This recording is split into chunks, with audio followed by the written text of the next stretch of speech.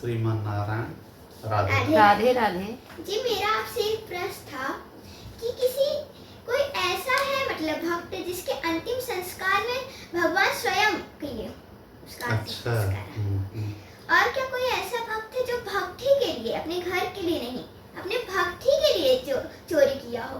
हाँ, बहुत बढ़िया। सेवा करने के लिए होगी और भगवान की चोरी कर लिया हो। अच्छा अच्छा। भगवान को ही। और कोई प्रश्न? जी मेरा एक प्रश्न है कि ये साक्षी दास कौन है? और मेरा एक और प्रश्न है कि आपने साक्षी गोपाल दास जी। तो और ये आपने कबीर दास की कथा सुनाई है, तो आज आप संत रैदास की कथा और कुछ और भक्तों की भी कथा आप सुना लीजिए। ठीक जी। पहले गुड़िया आपके प्रश्न का जवाब है जी कि भगवान के भक्तों की कथा तो अनेकों हैं जी। अब भगवान अपने भक्तों की परीक्षा स्वतः लेते हैं, किसी के माध्यम से वह परीक्षा ले लेते हैं। ठीक है। एक भक्त ऐसा भी था जिसके मरने के बाद उनके घर वालों ने उनका दाह संस्कार नहीं कराया। जी। स्वतः हनुमान जी को भेजते हैं भगवान श्री राम जी की जा करके हमारे भक्त का दाह संस्कार करके आओ अपने हाथ से। बताइए, यह घटना है राजस्थान का। जी। राजस्थान में उदयपुर जिला आपने सुना होगा ना जी। तो उदयपुर में एक सेवक परिवार रहता है जो कि राजा के यहाँ सेवा करता है। सेवक परिवार में जो राजा के घर पे सेवा करे। तो उदयपुर के शासक थे राणा सिंह करके उनका नाम था उस समय। ठीक है। उनके घर में 4 भाई जो थे, इनके पिताजी भी सेवा किया करते थे। पिता के मर जाने के बाद 4 भाई में 3 भाई वहाँ सेवा करने लगे, लेकिन जो छोटा बालक था वह राजा के यहाँ नौकरी करने काम करने नहीं जाता था। ठीक है। उनका नाम है कामध्वज जी। यह कथा है भक्त कामध्वज की, जो कि केवल खाना पीना घर में खाकर अपने भाइयों के हाथ से अपना शादी नहीं किए थे, जंगल में जाकर के केवल भगवान का सुमिरन करते, राम राम श्रीमन नारायण का जाप करते। ठीक है। बचपन से ही इनका लगाव भगवान के प्रति बहुत ज़्यादा हो गया है। वैष्णव से बहुत अधिक जुड़े हुए थे और जंगल में ही जो आते जाते उनको बैठ कर को सत्संग सुनाते थे। कामध्वज जी कोई काम नहीं करते थे, इसलिए उनके 3 भाई जो थे उनको एक दिन बुला करके बैठाते हैं कि छोटे भाई, तुम 2-2 दिन 4-4 दिन पे आते हो घर पे, कभी आते हो कभी नहीं। एक काम किया करो कि बगल में ही राज परिवार का राजा साहब का घर है, थोड़ा सा 10 मिनट के लिए ही सही चल के वहाँ हाजिरी भर दिया करो। ठीक है। जब तुम्हारा प्रेजेंटेशन वहाँ लग जाएगा तो तुम्हारे नाम की हाजिरी लेकर के महीने में हम लोग तनख्वाह तुम्हारा भी ले लेंगे। राजा साहब कुछ नहीं बोलेंगे। एक बार केवल लोगों को पता चल जाए कि तुम भी आकर के यहाँ इनके यहाँ कोई ना कोई सेवा करते हो, चाहे घुड़सवार का हो, चाहे अनेकों प्रकार के है, कहीं हम बैठा देंगे। ये तीनों भाई वहाँ पूरा समय देते थे। तो वहाँ का जो तनख्वाह है मिलेगा तो घर परिवार अच्छे से चलेगा, तुम फ्री में बैठ के खा रहे हो सो। लेकिन कामध्वज जी ने कहा कि मैं अगर सेवक रहूंगा तो अपने प्रभु श्री राम का, काम मैं करूंगा तो अपने प्रभु श्री राम का, इसलिए इनका नाम कामध्वज पड़ा। भक्त कामध्वज। मैं किसी अन्य की सेवा नहीं करूंगा। तो भाइयों ने नाराज होकर के, तीनों भाइयों ने कहा कि ठीक है, अगर नहीं सेवा करोगे तो आज से तुम्हारा इस घर से कोई संबंध नहीं है। तुम मर भी जाओगे तो तुमको जलाने के लिए हम लोग नहीं आएंगे, दाह संस्कार भी तुम्हारा नहीं करेंगे। लेकिन कामध्वज जी के ऊपर कोई प्रभाव नहीं पड़ा। अब घर आना जाना भी उन्होंने कम कर दिया, जबकि अगर कभी आते हैं तो भाई लोग तो चले जाते हैं राजा साहब के यहाँ, लेकिन भाभियाँ इनको भोजन करा देते हैं।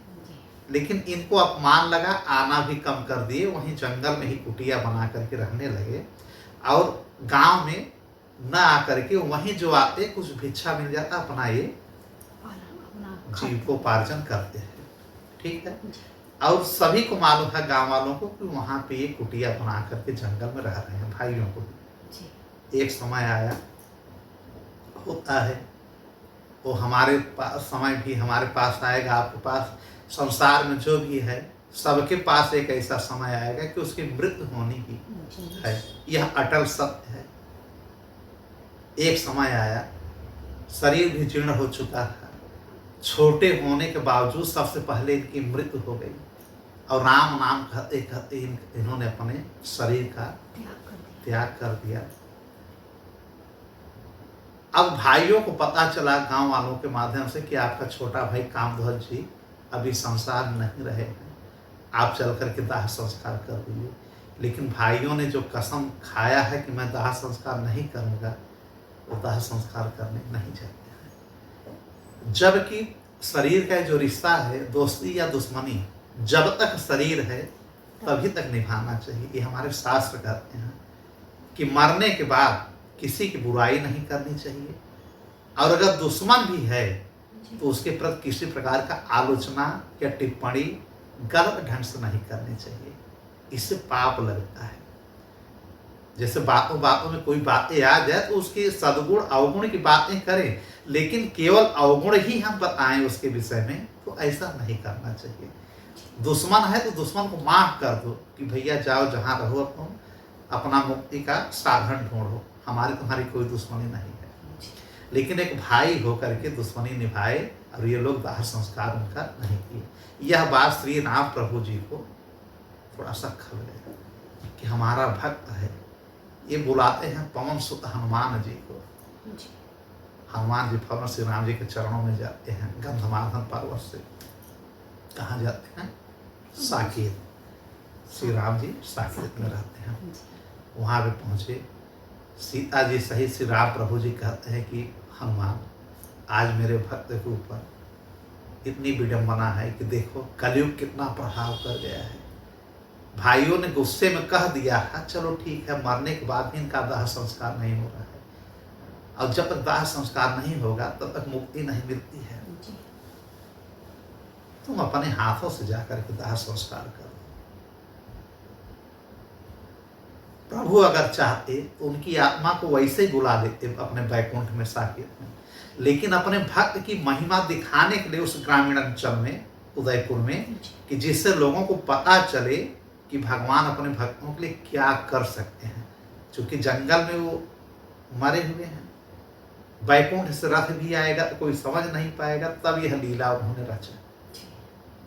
और जो अगल बगल के गांव वाले ब्राह्मण थे, उनको स्वप्न आता है कि भगवान स्वतः हनुमान जी को भेज करके दाह संस्कार करा रहे हैं उसी जंगल में ही।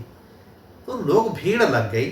पंडित सुबह उठते हैं उनके भाइयों से और गांव में कहते हैं कि अरे आज हमने सपना देखा कि जैसे हनुमान जी स्वतः आकर के वहाँ दाह संस्कार। तो इनके भाई लोगों ने कहा, इतने बड़े भक्त हैं, मुझे मालूम है, काम चोर था, निठल्ला था, काम न करने के लिए जंगल में बैठा रहता था, मतलब तमाम प्रकार के। लेकिन देखने के लिए सब चले जाते हैं कि चलो देखा जाए, और देखते हैं तो वहाँ एक विशाल काय आदमी, बूढ़ा सा, जो कि हनुमान जी, एक ब्राह्मण बन करके चंदन लगाए, कंठी लगाए, श्री राम जी का वस्त्र पहने हुए, चंदन की लकड़ियों की चिता तैयार करते हैं। हजारों बंदर अगल बगल सब आकर के चिता में लकड़ियां रखते हैं। देखिए भगवान अपने भक्तों के लिए क्या क्या कर सकते हैं। भगवान श्री राम जी ने जटायु के लिए खुद अपने हाथ से दाह संस्कार किया था। दशरथ जी को नहीं कर पाए। उनके पिता राजा दशरथ ऐसे ही चले गए, बैकुंठ नहीं गए थे राजा दशरथ। राजा दशरथ स्वर्ग गए थे, जबकि भगवान श्री राम के वो पिता थे। उसकी कथा कभी हम सुनाएंगे। लेकिन अब अपने भक्तों को बैकुंठ बुला रहे हैं, बताइए। अब हनुमान जी वहाँ पे चिता तैयार करते हैं, सारे बंदर लकड़ियों को, चंदन की लकड़ियाँ ढेर सारा रखते हैं, देसी घी से बढ़िया वहाँ पे इनका दाह संस्कार होता है। गंगा जी का जल ला करके नहलवाते हैं, तिलक लगाते हैं, आप बहुत आराम से इतनी अच्छी व्यवस्था करते हैं हनुमान जी, और अपने हाथों से चिता को अग्नि देते हैं। मुखाग्नि देने के बाद, दाह संस्कार देने के बाद सारे गांव वाले हतप्रभ हो गए।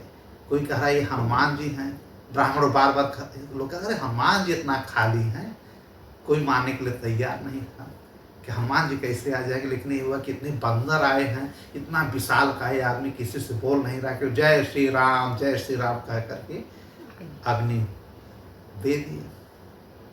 तब से सारे गांव वाले देख रहे हैं कि पेड़ों से, जंगल से तमाम प्रकार के भूत प्रेत योनियां आ रहे हैं और उसी में दाह संस्कार जहाँ हो रहा है उसी में समाहित हो जा रही हैं। और हनुमान जी कह रहे हैं जय श्री राम, सबकी मुक्ति हो जाए, जय श्री राम, सब मुक्त हो जाओ।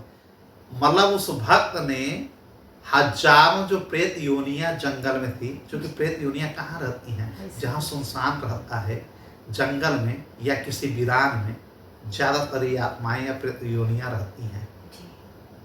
तो अब जब इनका जो है मुखाग्नि लगा तो सारी प्रेत योनियां इसी इंतजार में थी कि किसी भक्त का चिता जले और उसी में हम समाहित हो जाए।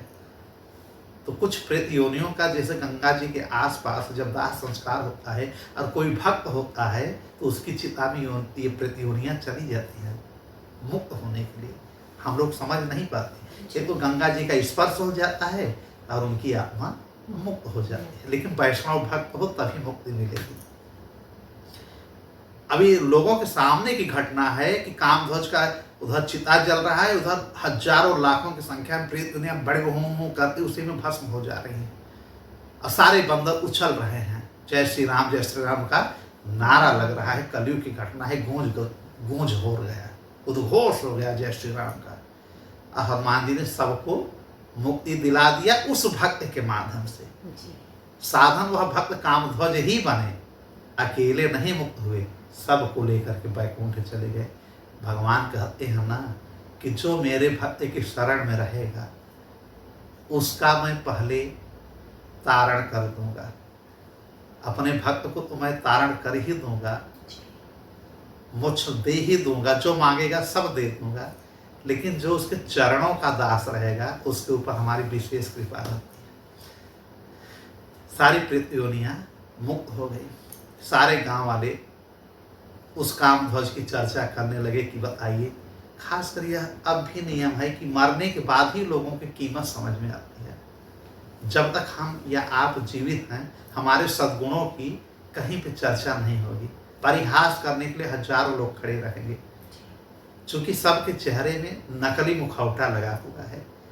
कोई किसी की प्रशंसा कर नहीं सकता है, अब करेगा भी तो व्यंग्यात्मक, जिससे कि आप का मजाक उड़ जाए। व्यंग्यात्मक मजाक लेगा आपकी प्रशंसा। ऐसे कोई बिरला होगा जो सच्ची बात कहेगा। आलोचना भी करेगा तो सच्चाई से करेगा। तो कामध्वज की बड़ी प्रशंसा होने लगी और वहाँ के जो अभक्त लोग थे, जो वैष्णव प्रेमी नहीं थे, वो भी भक्ति करने लगे कि काश हम लोग भी करें, हमारी भी मुक्ति मिल जाएगी। वो इतना मतलब सब कुछ छोड़ करके भगवान के शरण में गए और भगवान ने बताइए अपने शरण में बुला लिया, यहाँ तक प्रेत योनियों को भी। अब रफा दफा हो गया, रात्रि का समय हो गया, सब चले गए। इधर जो है एक प्रेत रात में आता है, वो कहीं बाहर चला गया है। अब देखता है खाली, कहीं एक भी प्रेत नहीं। चिल्लाता है मेरे प्रेत भाइयों कहाँ हो, मेरे प्रेत भाइयों कहाँ हो। तो वहां पे बंदर चिल्लाते हैं कि सब मुक्त हो गए, चले गए साकेत, सब परम धाम बैकुंठ चले गए हैं। बंदर बोल रहे हैं। ये लगा रोने कि मैं भी यहाँ पे इनकी कथा सुनता था, मुझे मुक्ति क्यों नहीं मिली। हमारे हजारों लाखों प्रेत योनियां सब मुक्त हो गई, मैं ऐसा भागा क्यों हूँ। लगा चिल्लाने। फिर बंदरों का सहयोग लेता है कि आप लोग कुछ करिए, हमारी भी मुक्ति करिए। फिर बंदरों ने कहा कि ऐसा है, उसी आग में तुम भी, अब तो आग बुझ गई है, लेकिन उसी अग्नि में तुम भी लेट जाओ, हम लोग उसी में पुनः एक चिता तैयार कर देते हैं, ढक देंगे, पुनः जला देंगे। उस राख से, उनकी अस्थियों से तुम मुक्त हो जाओगे। वो जाकर के कूद जाता है प्रेत जो है उसमें। और जो बंदर रहते हैं, श्री हनुमान जी के जो दास वहाँ पे हैं, वो वहाँ पे लकड़ी रखते हैं और लगा देते हैं, फिर वहाँ पे अग्नि। यह प्रेत भी मुक्त हो जाता है। यह घटनाएं गांव के लोग आते जाते देख रहे हैं कि ये क्या हो रहा है। अब वो भी दिव्य आत्मा बन करके, जैसे हजारों लाखों सबके सामने प्रेत जो है दिव्य आत्मा बन करके, दिव्य पुरुष बन करके सब उड़ते हुए बैकुंठ गए थे, वैसे ये भी चला। रात्रि में जाता है बैकुंठ। ये है भगवान की कृपा। और 13 दिन पे जब 13वीं होता है तो सारे बंदर और हनुमान जी स्वतः लाखों लोगों का भंडारा करा करके इनकी जो 13वीं होती है जी। कामध्वज का करते हैं। मतलब भगवान अपने भक्त के लिए किसी भी हद पे जा सकते हैं। और यह देख करके उस अगल बगल के राजस्थान के उदयपुर के लोगों ने भक्ति करना भगवान की शुरू कर दी। यह है कथा कामध्वज। अब एक कथा आपने पूछा कि कोई ऐसा भक्त जो कि भगवान के लिए चोरी करता हो जी ना। जी। हाँ बिल्कुल, एक ऐसा भक्त है जो भगवान के भक्तों की सेवा के लिए चोरी करते थे।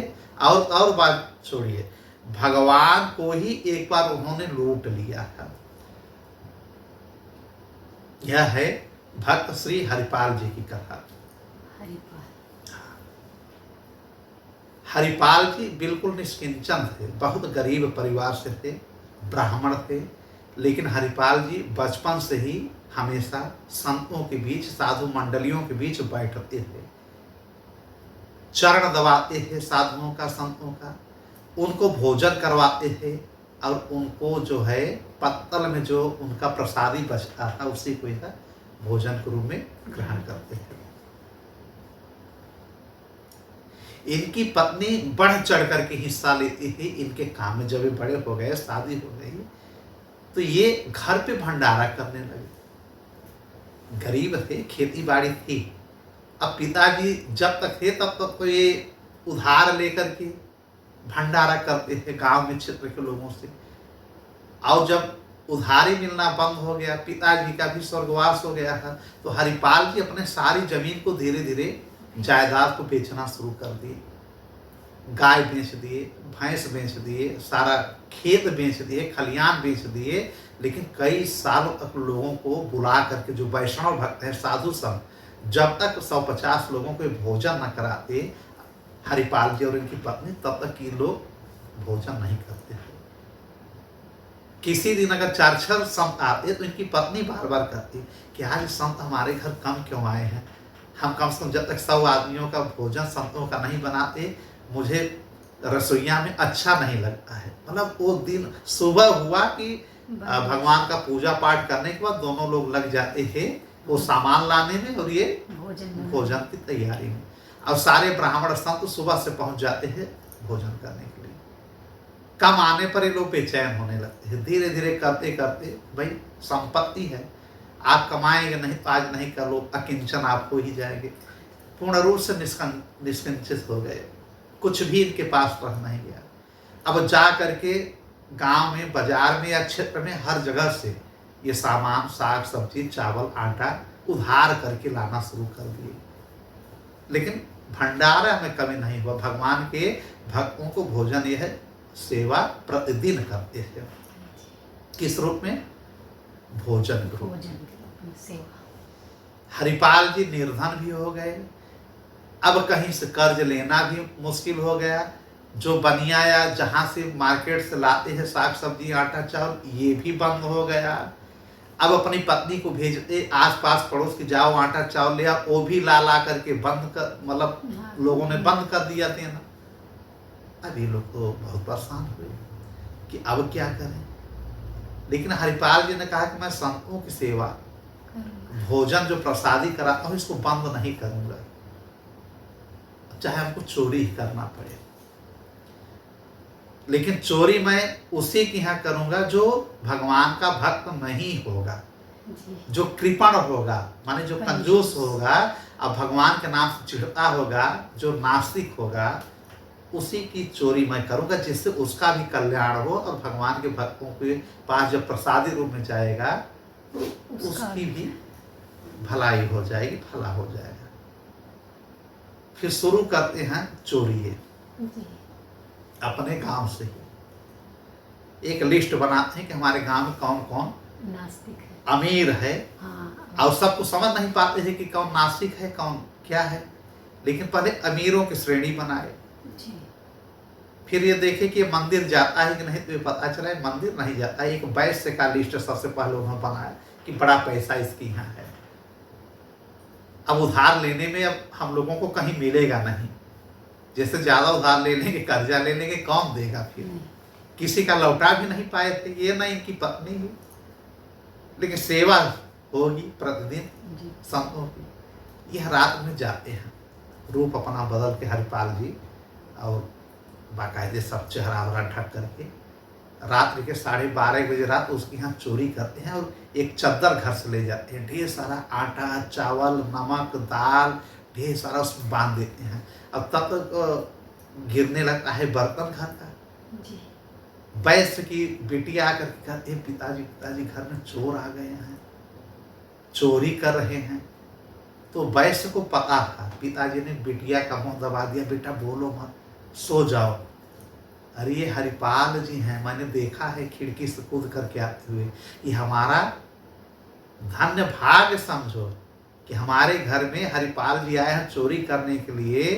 अब ये यही भोजन ले जाएंगे, संतों को खिलाएंगे, तुम सो जाओ। ये तो मेरा भाग्य है। मैं तो कई बार सोच रहा है कि इनकी यहाँ मैं अनाज पहुँचाऊँ, लेकिन ऐसे लेंगे भी नहीं, जी उधार हमारी हम मांगने भी नहीं आ रहे हैं। यह वैष्णव भक्त था।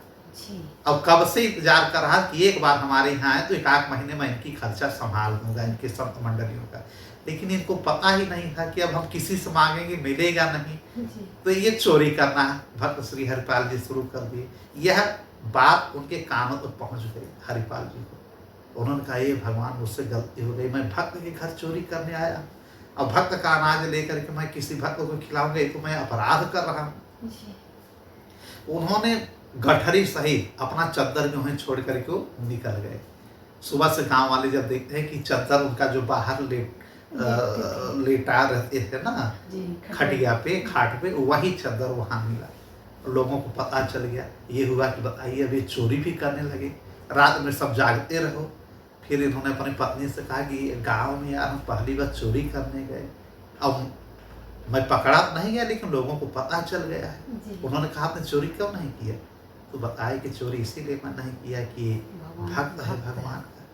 तो उन्होंने कहा, तो कहीं ऐसी जगह चोरी करिए जहाँ आपको लोग न पहचानते हों। तो उन्होंने कहा, ये तुम्हारा राय सही है। बताइए, पत्नी भी कह रही चाहिए चोरी करके आइए, जी उत्तम कार्य के लिए, अपने लिए नहीं कह रही कि मेरे लिए गहना बनवाइए, मेरे लिए भोजन की व्यवस्था करिए, सब ठीक है, भगवान के भक्तों की सेवा होनी चाहिए। अब ये लठ ले करके बड़ा सा सुबह निकल जाते, अब जंगल के राह पे बैठ जाते, जी जहाँ से शहर के लोगों का आना जाना रहता है। अब उसमें बैठ जाते पगड़ी बांध करके बड़ा सा लठ, और यह देखते कि कौन तिलक लगाया है, कौन कंठी पहना है, और कौन भगवान का भक्त है या नहीं है। बैलगाड़ी से उस समय लोग जाते थे, बैलगाड़ी को रोक लेते थे श्री हरिपाल जी, और जो कंठी माला नहीं लगा रखता उसी को रोकते, बाकी को छोड़ देते और पूछते, भगवान का कोई मंत्र सुनाओ, भगवान की कोई स्तुति सुनाओ, तुम भगवान को मानते हो कि नहीं? है, भगवान को हम नहीं जानते। कहते चलो निकालो जितना सोना चांदी पैसा हो। जी उन्हें भी मार मार के लठ तुम लोगों को लिटा देंगे, डरा करके धमका करके उनके पैसे को ले लेते हैं। अब एक दिन लूटते तो घर का खर्चा 2-3 दिन चलता है। और उधर वो भंडारा चल रहा है। जब साधु संत आते, हरिपाल जी कहाँ गए हैं? वो गए हैं, किसी काम से गए हैं, आप लोगों के लिए हम हैं ना, भोजन वो अपना भोजन कराते बैठ करके सुबह से शाम तक, और शाम को लूट करके आते तो 2-3 दिन ये भी संतों की सेवा करते। जी ऐसे घटना चलता रहा। एक दिन ये बीमार पड़ गए, जा नहीं पाए। सोचते सोचते कि मैं आज जाऊंगा, चूंकि पत्नी ने कहा कि अब चुक गया है, आज तक का अन्न है, कल नहीं हो पाएगा। तो इन्होंने कहा नहीं नहीं, शाम तक हम निकलेंगे, अब कुछ न कुछ लेकर के मैं वहाँ से जंगल से आऊँगा। लेकिन ये निकल नहीं पाए, सो गए। सुबह हो गई, और सुबह हो गई जब ये लोग थोड़ा सा चंदन तिलक लगाते हैं, हरिपाल जी पूजा पाठ करके तैयार होते हैं कि अब निकले, तब तक अनेकों संत आ गए, सैकड़ों सुबह सुबह। अभी अंदर कुटिया में फिर भाग के गए, अपनी पत्नी से कहा कि अरे कल मैं गया नहीं था, ये बताओ सैकड़ों संत आ गए हैं, खाने पीने की व्यवस्था क्या है? इन्होंने कहा एक चावल का दाना नहीं है, एक आटा का दाना नहीं है, न दाल है, कुछ नहीं है, कल रात में भोजन कहाँ बन पाया। इन्होंने कहा जाओ पड़ोसी से कहीं से मांग लाओ, बाद में हम चोरी चोरी करके लाएंगे तो फिर कहा जिसका लिए हैं कहाँ लौटाए हैं हम लोग। अगर निकलते भी हैं मोहल्ले में हम तो लोग हमको दे करके दरवाजा अपना कपाट बंद कर देते हैं। उनकी पत्नी बोल रही है कि मुझे देख करके लोग कहते हैं भिखमंगी आ रही भी मांगेगी। ऐसी भी कोई सेवा होती है कि मांग मांग करके खिला रहे हैं। इन्होंने कहा अच्छा तो क्या करें। फिर इन्होंने सोचा कि अब वो आज मैं कुछ नहीं कर पाऊंगा। फिर अपने भगवान श्याम सुंदर श्री कृष्ण का स्मरण करते हैं। कौन? हरिपाल जी कि हे भगवान, आपके जितने भक्त हैं मैं जब से होश संभाला हूँ एक दिन भी ऐसा नहीं हुआ कि इनको मैंने प्रसादी न खिलाया हो, भोजन न खिलाया हो या चरण न दबाया हो। आज हमारे घर के पास पूरी संत मंडली आ गई है और मेरे घर में कुछ नहीं है, मैं व्यवस्था नहीं कर पा रहा हूँ। यह लाज, यह सम्मान साधु संतों के अब आपके हाथ में है प्रभु, मैं कुछ नहीं कर पा रहा हूँ। इसमें आपके भक्त की तौहीनी होगी, साधु संत नाराज हो जाएंगे, मेरी सेवा आज के दिन बंद हो जाएगी, आपका नाम भी बदनाम होगा प्रभु। हरिपाल जी भगवान को उतनी भक्ति नहीं करते हैं, बस सुबह जल चढ़ा देते हैं, बस जय श्री कृष्णा करके चले जाते हैं, ज्यादा कुछ नहीं। अब जैसे इन्होंने कहा वृंदावन बिहारी, आज भी श्री कृष्ण भगवान अपने गोपियों के संग राधा संग रुक्मणी संग एक रूप से निवास करते हैं। वृंदावन धाम इसीलिए कहा जाता है। ठीक है। इनके कानों में खबर गई, एक यहाँ रहते हैं, गोलोक में भी रहते हैं। इनका नित्य धाम है गोलोक और वृंदावन धाम। तत्काल ये एक सेठ बन गए और लगे पगड़ी वड़ी बांध करके ढेर सारा सोने का सब कंगन, ढेर सारा सोने का आभूषण, क्योंकि यही इनका काम था हरिपाल जी का, लोगों का आभूषण लूटना, गहना लूटना, पैसा लूटना। अब इन्होंने कहा कि ऐसे अब कैसे हम इसका हम सहयोग कर पाए, तो मैं खुद चल रहा हूँ लूटवाने के लिए। और सारे संतों को इन्होंने बैठा दिया। हरिपाल जी नहीं कहने कि मेरे यहाँ कुछ नहीं है, आप लोग बैठिए, थोड़ा समय लगेगा, व्यवस्था होगा 2 घंटे 3 घंटे। अरे कहा ठीक है, हम लोग आराम से बैठे हैं, आप लोग व्यवस्था करिए। साधु संत बैठ जाते हैं। इधर इनकी पत्नी और यह रोती हैं भगवान से। भगवान खूब इतना कम से करोड़ों रुपए का वो गहना पहन लेते हैं, यहाँ तक कि पैर में पहन लेते हैं, हर जगह पगड़ी के बगल में पूरा हीरा जवाहरात का आभूषण पहन लेते हैं। अब यह लीला देख करके रुक्मणी जी इनका हाथ पकड़ी कि ये बताइए इतने बड़े सेठ और साहूकार बन के किधर चले आप। रुक्मणी तूने हमको टोंक दिया, अब मेरा काम सफल होगा कि नहीं होगा। वो मेरा ऐसा भक्त है कि अगर वो जान गया कि मैं वैष्णव भक्त हूँ या वैष्णव भक्त से कोई संबंध है तो नहीं लूटेगा, नहीं लूटने की बात नहीं कर, तब वो मुझसे भाग जाएगा। खुद ही भाग जाते थे, उनको प्रणाम करते।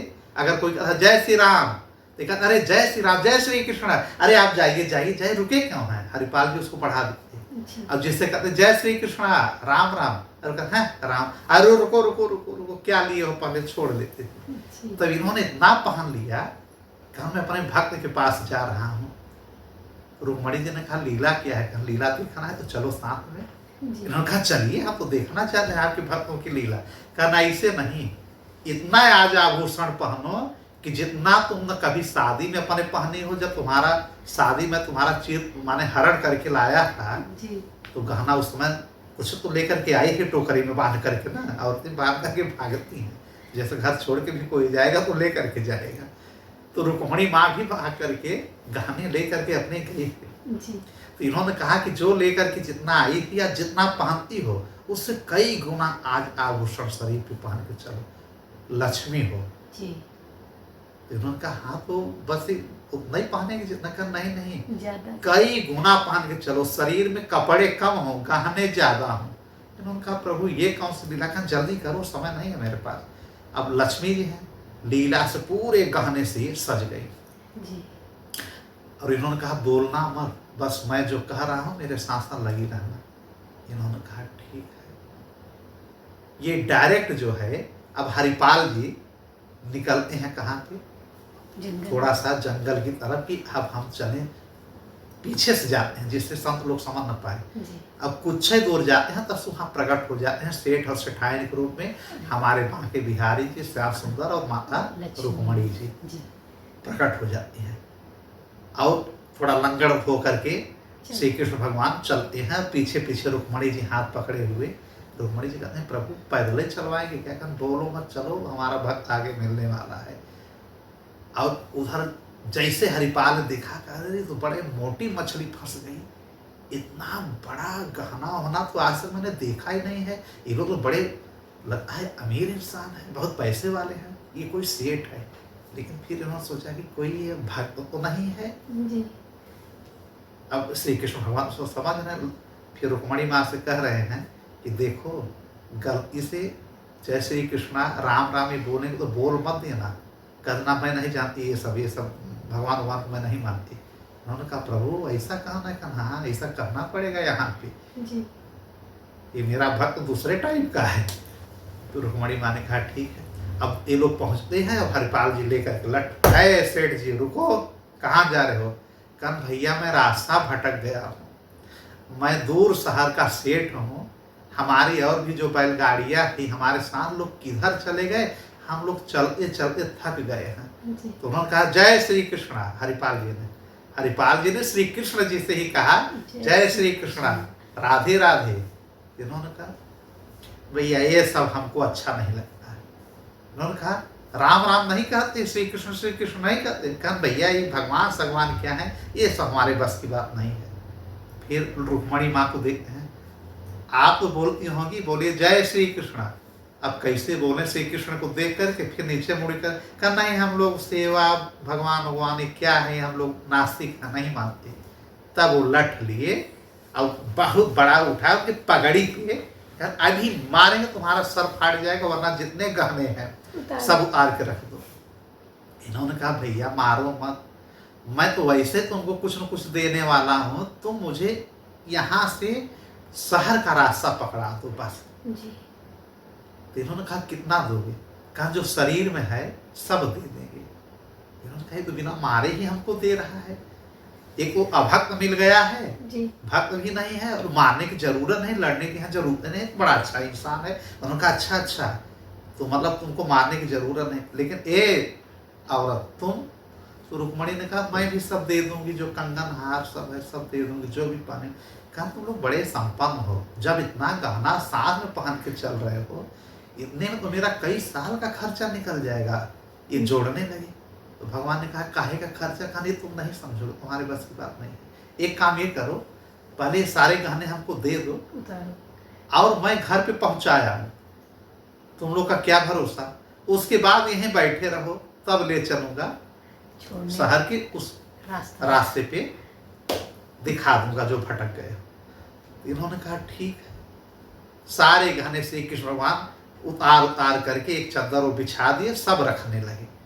और रुक्मणी माँ भी सब उतार के प्रभु को देखती कि प्रभु सब इन्होंने सब, अब एक भी मत रखो, सब उतार के। एक अंगूठी स्वर्ण की जो श्री कृष्ण भगवान ने रुक्मणी माँ को पहनाया था, वह हमेशा पहनती थी, उसको उन्होंने नहीं निकाला। श्री कृष्ण भगवान इशारा कर रहे हैं कि बहुत दूसरे ढंग का है, निकाल के दे दो, लेकिन ये हाथ पीछे करके छिपाए रखे। हरिपाल जी ने कहा सारे गहने निकल गए। उन्होंने कहा हाथ दिखाओ, छिपा क्या रही हो? कहा कुछ नहीं, एक अंगूठी रह गई। कहा अंगूठी रखी है, ला, इतने में हमारा कई महीने का खर्चा चलेगा। वो खींचने लगी हाँ, अब वो लेकिन हाथ मरोड़ दी, उनकी अंगुली यहाँ से टूट गई रुक्मणी जी की। हरिपाल जी ने अंगूठी लेने के चक्कर में उनकी अंगुली को तोड़ दिया। अभी रोने लगी बड़ा तेजी से और लेकर के उसमें बांध दिए। अब ये लगा कि अभी श्राप देने वाली है, लेकिन श्री कृष्ण भगवान फौरन कहते हैं शांत रहो, इसको जाने दो। ये लेकर के कहा कि यहीं बैठे रहो, मैं वचन देता हूँ, मैं लौट करके आता हूँ। लेकर के गठरी गए, अपनी पत्नी के पास रखा। अब कहा अरे मेरी प्रिय, आज साधु संत किया है, ये तो मैं कई साल खिलाता रहूंगा। कौन हमको मकान बनाना है, कौन सा जमीन लेना है, अभी जीवन भर चलेगा ये। इन्होंने कहा हमारे काम बहुत बड़ा सेट मिल गया है, एक काम ऐसा करो, भेज करके कोई इसमें से स्वर्ण मुद्रा ढेर सारा पहले सामान मंगाओ, इन लोगों को खिलाओ, मैं वचन दे करके आया हूँ, पहले इन लोगों को शहर का रास्ता दिखा दूँ, पहुँचा दूँ। अब वहाँ पहुँचते हैं, लेकिन तब तक रुक्मणी माँ बहुत डिस्टर्ब रहती हैं, नाराज रहते हैं। श्री कृष्ण भगवान मनाते रहते हैं, अरे कहना ऐसे कैसे कैसे आपके भक्त हैं, बताइए। तो मैं श्री कृष्ण आपका नाम नहीं ले पा रही हूँ प्रभु, ऊपर से मेरी अंगुलियाँ देखिए टूट गई हैं। नहीं, ये अच्छा काम इसने नहीं किया, सब ले लिया और मैं इसको दे दी, इसका पूरा घर मैं भर दूंगी स्वर्ण से, लेकिन तो इसने मेरी अंगुली तोड़ दिया और आपकी वो अंगूठी ले गया जो मैं सदा से पहनती हूँ। इन्होंने कहा मेरे भक्तों के कर कुछ नहीं। तब तक कि भक्त पहुँच गए हरिपाल जी। इन्होंने कहा क्या बात चल रही है। अब देखा कि श्री कृष्ण भगवान की रुक्मणी माँ इंतजार ही कर रही हैं, कुछ बोलने वाली थी, श्राप देने वाली थी। अब तब तक भगवान अपने रूप में प्रकट हो जाते हैं और गले से लगा देते हैं हरिपाल जी। वो समझ गए कि अगर मैं अपने रूप में नहीं आया तो हमारी पत्नी रुक्मणी जी इनको श्राप दे देंगी, उसके पहले ये गले से लग गए और लपट करके लगे रोने कि मेरे भक्त, तुमसे मैं बहुत प्रसन्न हूँ, बहुत प्रसन्न हूँ। यह रुक्मणी माँ को दिखाना चाह रहे हैं प्रभु कि अगर तुम श्राप दोगी तो वह शरीर अब मेरा शरीर है, उस शरीर को नहीं लगेगा, यह श्राप मुझे लगेगा। ऐसे हैं भगवान भक्त वत्सल हमारे श्री कृष्ण भगवान। यह देख करके रुक्मणी माँ भी अपने रूप में आ जाते हैं और जब ऐसा रूप देखते हैं तो ये रोने लगते हैं हरिपाल जी कि मैंने तो माने कि अभक्त को मैं लूटना चाह रहा था, आज भगवान को ही मैं लूट लिया। हे भगवान, मुझसे बहुत बड़ी गलती हो गई है। उस आभूषण से मैं कैसे भक्तों को खिलाऊंगा, मेरी कितनी बेइज्जती होगी। ये मैंने गलत किया प्रभु, मैं सब ला रहा हूँ, सामान लौटा रहा हूँ। लेकिन श्री कृष्ण भगवान सीने से वक्षस्थल से लगाए रहे। इन्होंने कहा नहीं मेरे प्यारे, तुम मेरे मुकुटमणि भक्तराज हो, भक्तों के मुकुटमणि हो। इनका नाम रख दिया हरिपाल जी का मुकुटमणि भक्तराज, तब से इनका नाम पड़ गया मुकुटमणि भक्तराज हरिपाल जी। ऐसा कौन करता है? अगर कोई चोरी करता है तो अपने परिवार के लिए, अपने बच्चों के लिए। तुम मेरे भक्तों की सेवा करने के लिए कर रहे हो, तो मेरा सुमिरन करो या न करो, मैं तुमसे वैसे ही प्रसन्न हूँ। बताओ तुम्हारे लिए क्या कर दे, सोने का महल दे दें, तुमको अमर कर दें, या जो मांगो मैं तुमसे प्रसन्न हूँ।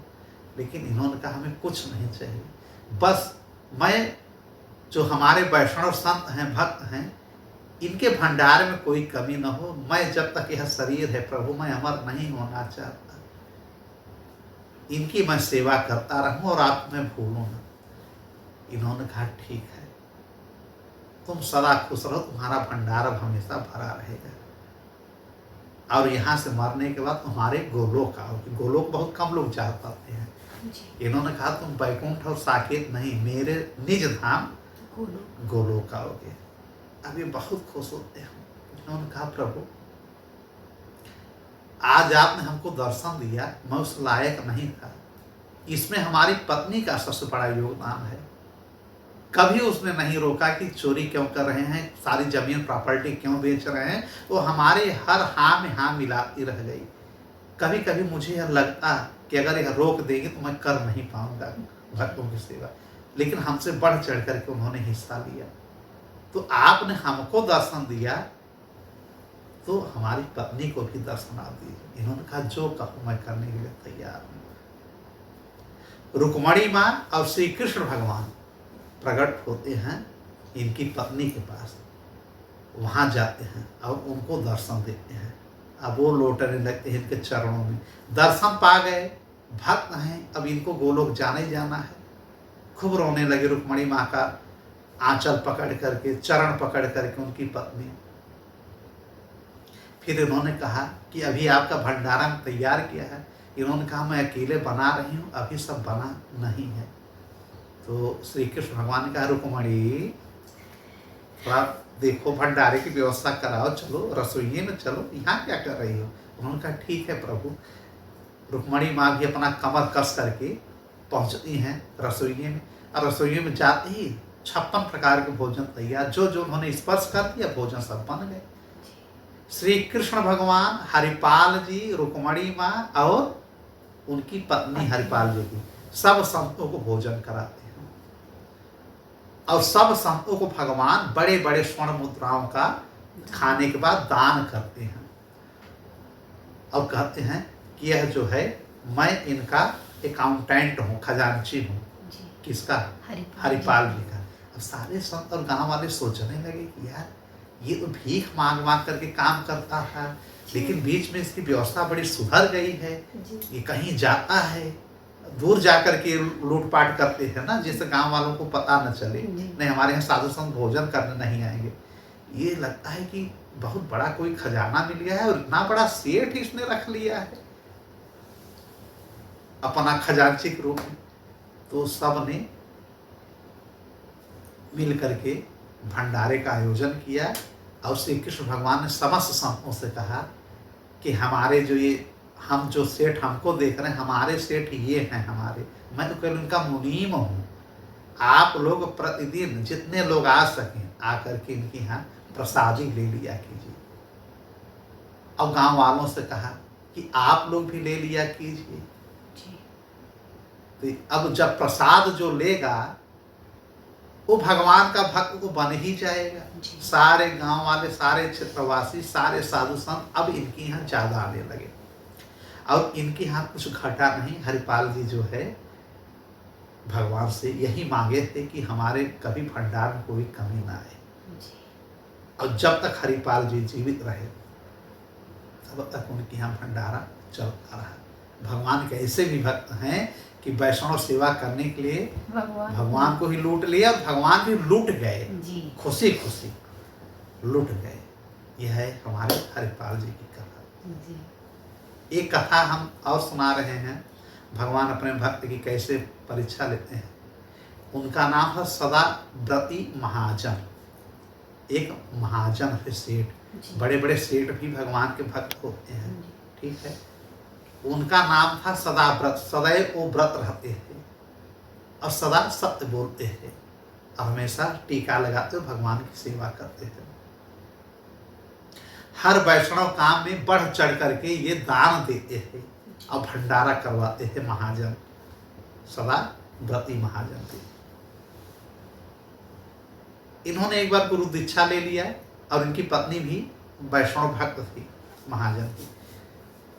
और गुरु जी ने गुरु दीक्षा देते हुए कहा कि अपने यहाँ अगर कोई ब्राह्मण संत आए तो यही प्रयास करो कि कोई न कोई ब्राह्मण के रूप में तुम्हारे घर पे हमेशा रहे, तुम्हारे मंदिर की पूजा करता रहे, और कुछ लोगों को तुम भोजन कराते रहा करो। इसमें तुमको सुख भी मिलेगा, और मेरा आदेश भी है तुम्हारे लिए ठीक रहेगा, पाप कटते हैं। आतिथ्य को अगर हम भोजन कराते हैं या ब्राह्मणों को सेवा करते हैं, गैया की सेवा करते हैं, तो हमारे पाप कटते हैं। अब यह महाजन भाई वैष्णव भक्त थे ही, लेकिन और सेवा करने लगे। एक बार एक संत आए, अब गांव में यह पूछने लगे कि मैं कहाँ रहूं, किसके यहाँ रहूं, कुछ महीने रहना चाहता हूँ। तो सब ने कहा चले जाइए सदाव्रती महाजन के यहाँ, वही संतों की सेवा करते हैं। जब ये गए वहाँ पे तो सालों रुक गए। महाजन ने कहा प्रभु आप यहीं रहिए, यहीं सेवा सत्कार हमारा लीजिए। संत वहीं रुक गए, भगवान की सेवा करते और इन लोगों के बीच सत्संग करते। सदाव्रती महाजन जी का एक पुत्र था, वह भी खूब गहने पहने रहता था। भाई बहुत महाजन थे, सेठ, बहुत बड़े सेठ थे, पैसे की कोई कमी नहीं थी। अब उन्हीं के साथ ये संत के साथ खेलता था, घुल मिल गया था। एक दिन संत जी के साथ खेलते खेलते कुछ ये जंगल में घूमते घामते चला गया, और लाखों रुपए का आभूषण पहना हुआ था बालक। संत जी के मन में थोड़ी सी न जाने क्या ऐसा भाव आ गया कि संत भाव ऐसा होता नहीं है, लोभ, लालच और पाप से युक्त हो गए।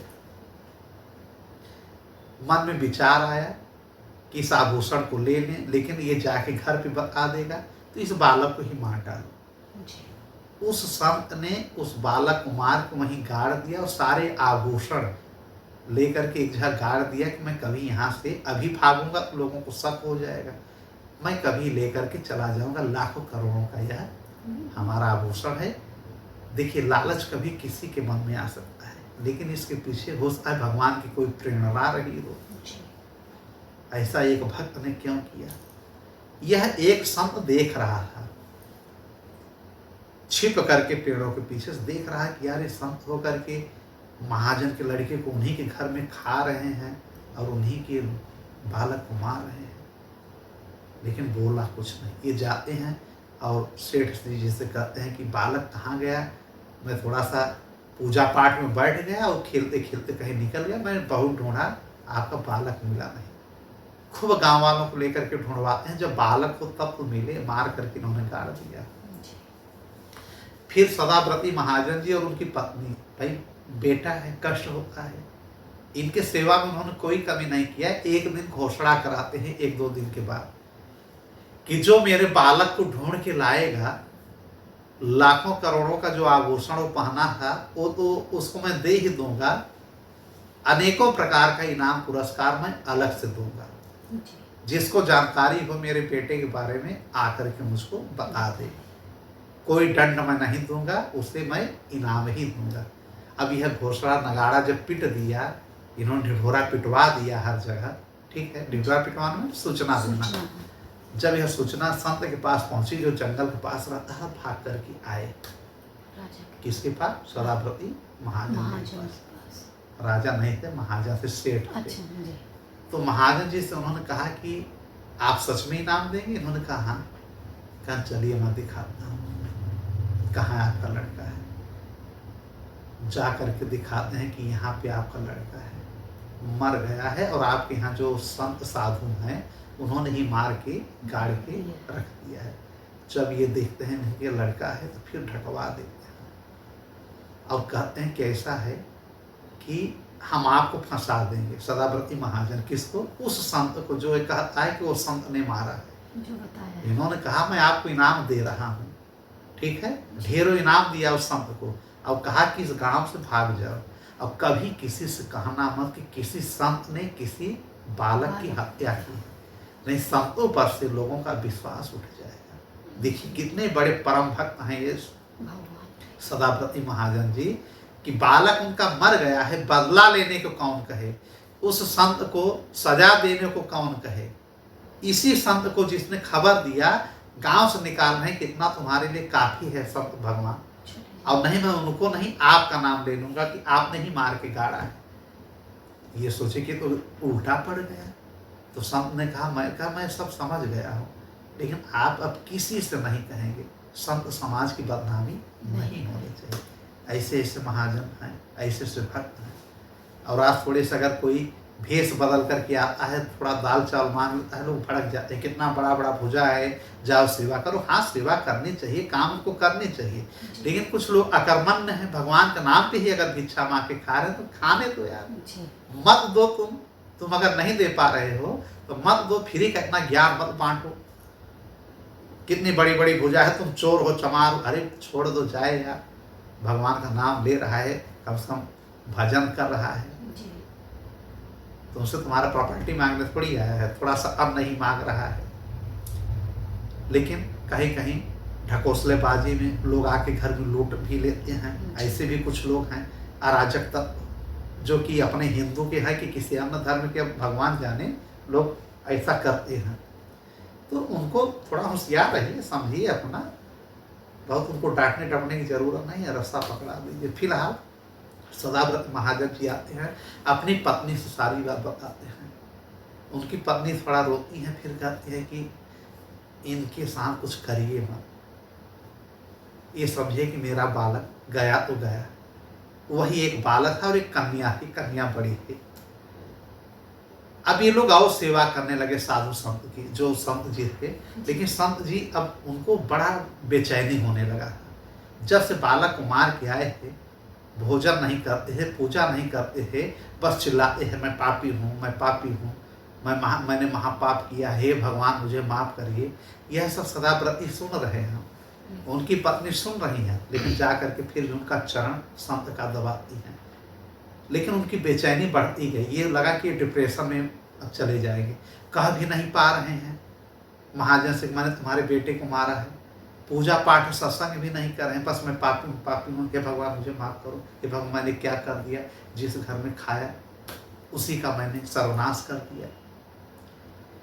फिर सदाव्रती महाजन और उनकी पत्नी जो परम वैष्णव भक्त है, इन्होंने कहा कि अब इनको गृहस्थ आश्रम में बांध दिया जाए संत जी को। जब शादी हो जाएगी तो थोड़ा सा परिवार में घुल मिल जाएंगे, तो इनकी मन का जो पाप मन में चल रहा है कि मैंने पाप किया है, इससे इनको मुक्ति मिल जाएगी। तो सदाव्रती जी ने कहा किससे कहें शादी करने के लिए, साधु संतों से कोई शादी भी नहीं करना चाहता है। तो सेठाई ने कहा, इनकी पत्नी ने, कि हमारी बिटिया इन्हीं से शादी कर दीजिए। बताइए, जिस घर में साधु हैं उनके बालक को मारे हैं, लेकिन इन लोगों ने उन्हीं से अपनी बिटिया की शादी कर दी। और कहा कि अब ये घर में, इस घर में आप रहिए, हम लोग यहाँ इस घर में रहेंगे। कई घर थे सेठ जी के। और जब शादी हो गई तो थोड़ा सा इस शादी में गृहस्थ आश्रम में थोड़ा सा बिजी हो गए, व्यस्त हो गए, और अपनी पत्नी से सारी बात संत जी बताते हैं रो करके कि मैंने आपके भाई को मार दिया है। वो लड़की आकर के बताती है अपनी माँ से, अपने पिताजी से, कि जिससे आपने शादी किया हो मेरे भाई का और आपके बेटे का हत्यारा है, मैं कैसे रहूँगी उनके साथ। तो सेठ जी सदाव्रती महाजन और उनकी माँ कहती है कि मुझे पहले से पता है, इसीलिए बेटी तुम्हारी शादी की है, तुम उनको संभालो, वो संत हैं, अगर उनकी मृत्यु यहाँ पे होगी तो भगवान हमसे नाराज होंगे, उनको खुश रखो, तुम भी भक्त हो भगवान की। उन्होंने कहा ठीक है माँ, समझ गई। वो उनकी सेवा सत्कार करने लगे। यह पता उन गुरु को चल गया कि सेठ का पुत्र मारा गया है, मृत्यु हो गया है। वह गुरु जी आते हैं एक दिन, अभी बड़ा सेवा करते हैं महाजन जी कि हमारे गुरु जी आए हैं, गुरु जी आए हैं, खूब फल फूल सारी चीज़ सेवा, भोजन सोजन तैयारी होता है। कम भोजन तो बाद में करने के पहले अपने बालक को बुलाओ। तो सदाव्रत महाजन जी ने कहा मेरा बालक नहीं है, वो भगवान को प्यारा हो गया है। कहा कैसे? गुरु जी ने कहा कैसे प्यारा हो गया, कब हुआ? कब हो गया? 1 महीने के आसपास। इन्होंने कहा नहीं तुम्हारा बालक तो है। कर नहीं प्रभु सच बता रहे हैं गुरु जी, हमारा बालक नहीं है, हमारी पत्नी से पूछ लो। पत्नी ने भी कहा कि नहीं। अब वो जो संत मारे हैं आकर के उनके चरणों में गिर करके खड़े हुए हैं, तो ये मुस्कुराने लगे गुरु जी कि यह सब भगवान की लीला है, भगवान ने भक्तों की परीक्षा के लिए इसे लीला किया है। मेरे माध्यम से ही यह संत यहाँ भेजे गए थे। इन संत को भी नहीं मालूम है कि मैं कर क्या रहा हूँ, लेकिन इनके दिलो दिमाग में, इनके मन में हम लोगों ने लालच समवा दिया था। भगवान ने हमसे यह प्रेरणा दिया कि थोड़ा सा ऐसा ऐसा करो, तब देखो ये हमारा भक्त भक्ति से विचलित होता है कि नहीं, इस संत को मारता है कि नहीं, भगाता है कि नहीं। लेकिन तुम वास्तव में महान हो, तुम सदाव्रत धर्म का पालन करने वाले हो, सदाव्रती हो, तुम्हारा नाम सदाव्रती रहेगा आज से महाजन। अब चलो अपने बालक के पास। गुरु जी लेकर के जाते हैं, अब पीछे से वह संत भी सब जाते हैं, गांव वाले सब जाते हैं। धीरे धीरे गांव वालों को थोड़ा महसूस होने लगा है कि यही संत जो इनके यहाँ रहता है। गांव वाले बड़ा चुगलखोर होते हैं, सब जानकारी लेने के लिए इच्छुक रहते हैं। पता चल जाता है कि यही मारा है, लेकिन कोई बोलता नहीं। भैया जब अपनी बिटिया के सब यही कर दिए तो हम लोग क्यों बोले। अब वह गुरु जी ले जाते हैं और वहाँ पे, और उनको सब पता था, वहाँ की मिट्टी लेते हैं और थोड़ा सा कमंडल से जल निकालते हैं और उस मिट्टी पे छिड़क देते हैं, और वहाँ से बालक निकल आता है और अपने माँ बाप के गोद में लिपट जाता है। यह है सदाव्रत महाजन की कथा। भगवान ने एक गुरु, एक संत के माध्यम से उनकी कड़ी परीक्षा ले ली है। ऐसे है भगवान की लीला, भगवान के भक्तों की लीला, कि भक्ति में तनिक भी हिलने डुलने वाले नहीं, उनका सब नुकसान हो जाए। हम लोगों का थोड़ा सा नुकसान हो जाता है, कहाँ है भगवान, हम नहीं मानेंगे, मेरे साथ ही गलत कर रहे हैं भगवान, मैं इतना सेवा करता हूँ, दिन भर सत्संग करता हूँ, दिन भर सत्संग सुनता हूँ, हरे राम हरे कृष्ण कर रहा हूँ, कीर्तन कर रहा हूँ, नवधा भक्ति कर रहा हूँ, तिलक लगा रहा हूँ, लेकिन मैं क्यों गरीब हूँ? अरे भैया, भक्ति अमीरी गरीबी के लिए नहीं होती है, भक्ति परम मुक्ति के लिए की जाती है। परम लक्ष्य है कि परम सत्य की हम खोज कैसे करें, इसके लिए भक्ति की जाती है। खाने के लिए और कुछ पाने के लिए मेहनत करके पा जाओ, कर्म करो, भाग्य होगा मिलेगा। हाँ, भगवान अगर तुमको लक्ष्मी ही चाहिए, बहुत पैसा चाहिए, तो वो भी मिलेगा, लेकिन भगवान यह कम देना चाहते हैं, जिससे चुचलमबाजी में कम फंसो और अपना यहाँ से बेड़ा पार करो, भवसागर से पार होने का रास्ता ढूंढो, कैसे तुम्हारी मुक्ति होगी। ठीक है, तो कभी भी असहज स्थिति आए, कभी भी दुख आए, तो बहुत उसमें रोना गाना नहीं चाहिए, ये समझना चाहिए कि भगवान की यही इच्छा है, हमारा भाग्य प्रारब्ध यही है, मस्त रहना चाहिए किसी भी परिस्थिति में, विषम परिस्थिति में खासकर मस्त रहना चाहिए। अच्छी स्थिति तो सभी मस्त रहेंगे, उस समय आपके पास जब कुछ नहीं रहेगा तो आपका लोग मजाक भी बहुत उड़ाएंगे ना, लेकिन फिर भी आप भक्ति से विचलित मत करिए। भक्ति का मतलब ये नहीं कि आप सब कुछ छोड़ करके केवल भक्ति करिए, भक्ति का मतलब ये भी होता है कि आप सब कुछ करते हुए भी भगवान में विशेष समर्पण भाव और आस्था रखिए। नहीं पूरा समय दे पा रहे हैं तो बाहरी रूप से वाह काम करिए सामाजिक, लेकिन अंतरात्मा से भगवान को आप समर्पित कर दीजिए, देखिए सब अच्छा होगा, यहाँ भी अच्छा होगा, वहाँ भी अच्छा होगा। यहाँ तो अच्छा हो ही रहा है, आपको पंखा मिला है, एसी मिला है, टीवी मिला है, लाइट मिली है, हाँ, अच्छे अच्छे लोग मिले हैं, सुख दुख बांटो। यहाँ से जाओगे अकेले रह जाओगे, वहाँ किससे सुख दुख बांटोगे? भगवान को ही अपना मित्र बना लो, सब ठीक हो जाएगा। इस प्रकार से भगवान की अनेक भक्तों की कथा है। एक प्रश्न आपका रह गया कि संत रैदास जी की कथा जी और साक्षी गोपाल जी की कथा जी ना, जी तो चलिए पहले साक्षी गोपाल जी की कथा हम हाँ सुना देंगे कि साक्षी गोपाल नाम श्री कृष्ण जी का ही कैसे पड़ा। जी साक्षी गोपाल श्याम सुंदर हमारे मुरली मनोहर का ही नाम है, श्याम सुंदर का ही नाम है। कृष्ण मुरारी का नाम एक पड़ा, साक्षी गोपाल कब? कलयुग में। जी भगवान हमेशा अपने लीला करते रहते हैं। यह साक्षी गोपाल और उनके दो भक्तों की कथा है, ठीक है। जी यह कथा हम शुरू करते हैं, मान लीजिए उड़ीसा से। उड़ीसा के दो भक्त थे, ठीक है। जी एक गांव पड़ता है, बहुत प्रसिद्ध ग्राम है, जहाँ पे इस समय साक्षी गोपाल जी निवास कर रहे हैं, श्री कृष्ण भगवान अपने रूप में। उस गांव का नाम था खुरदहा, लेकिन उस समय साक्षी गोपाल वहाँ नहीं थे।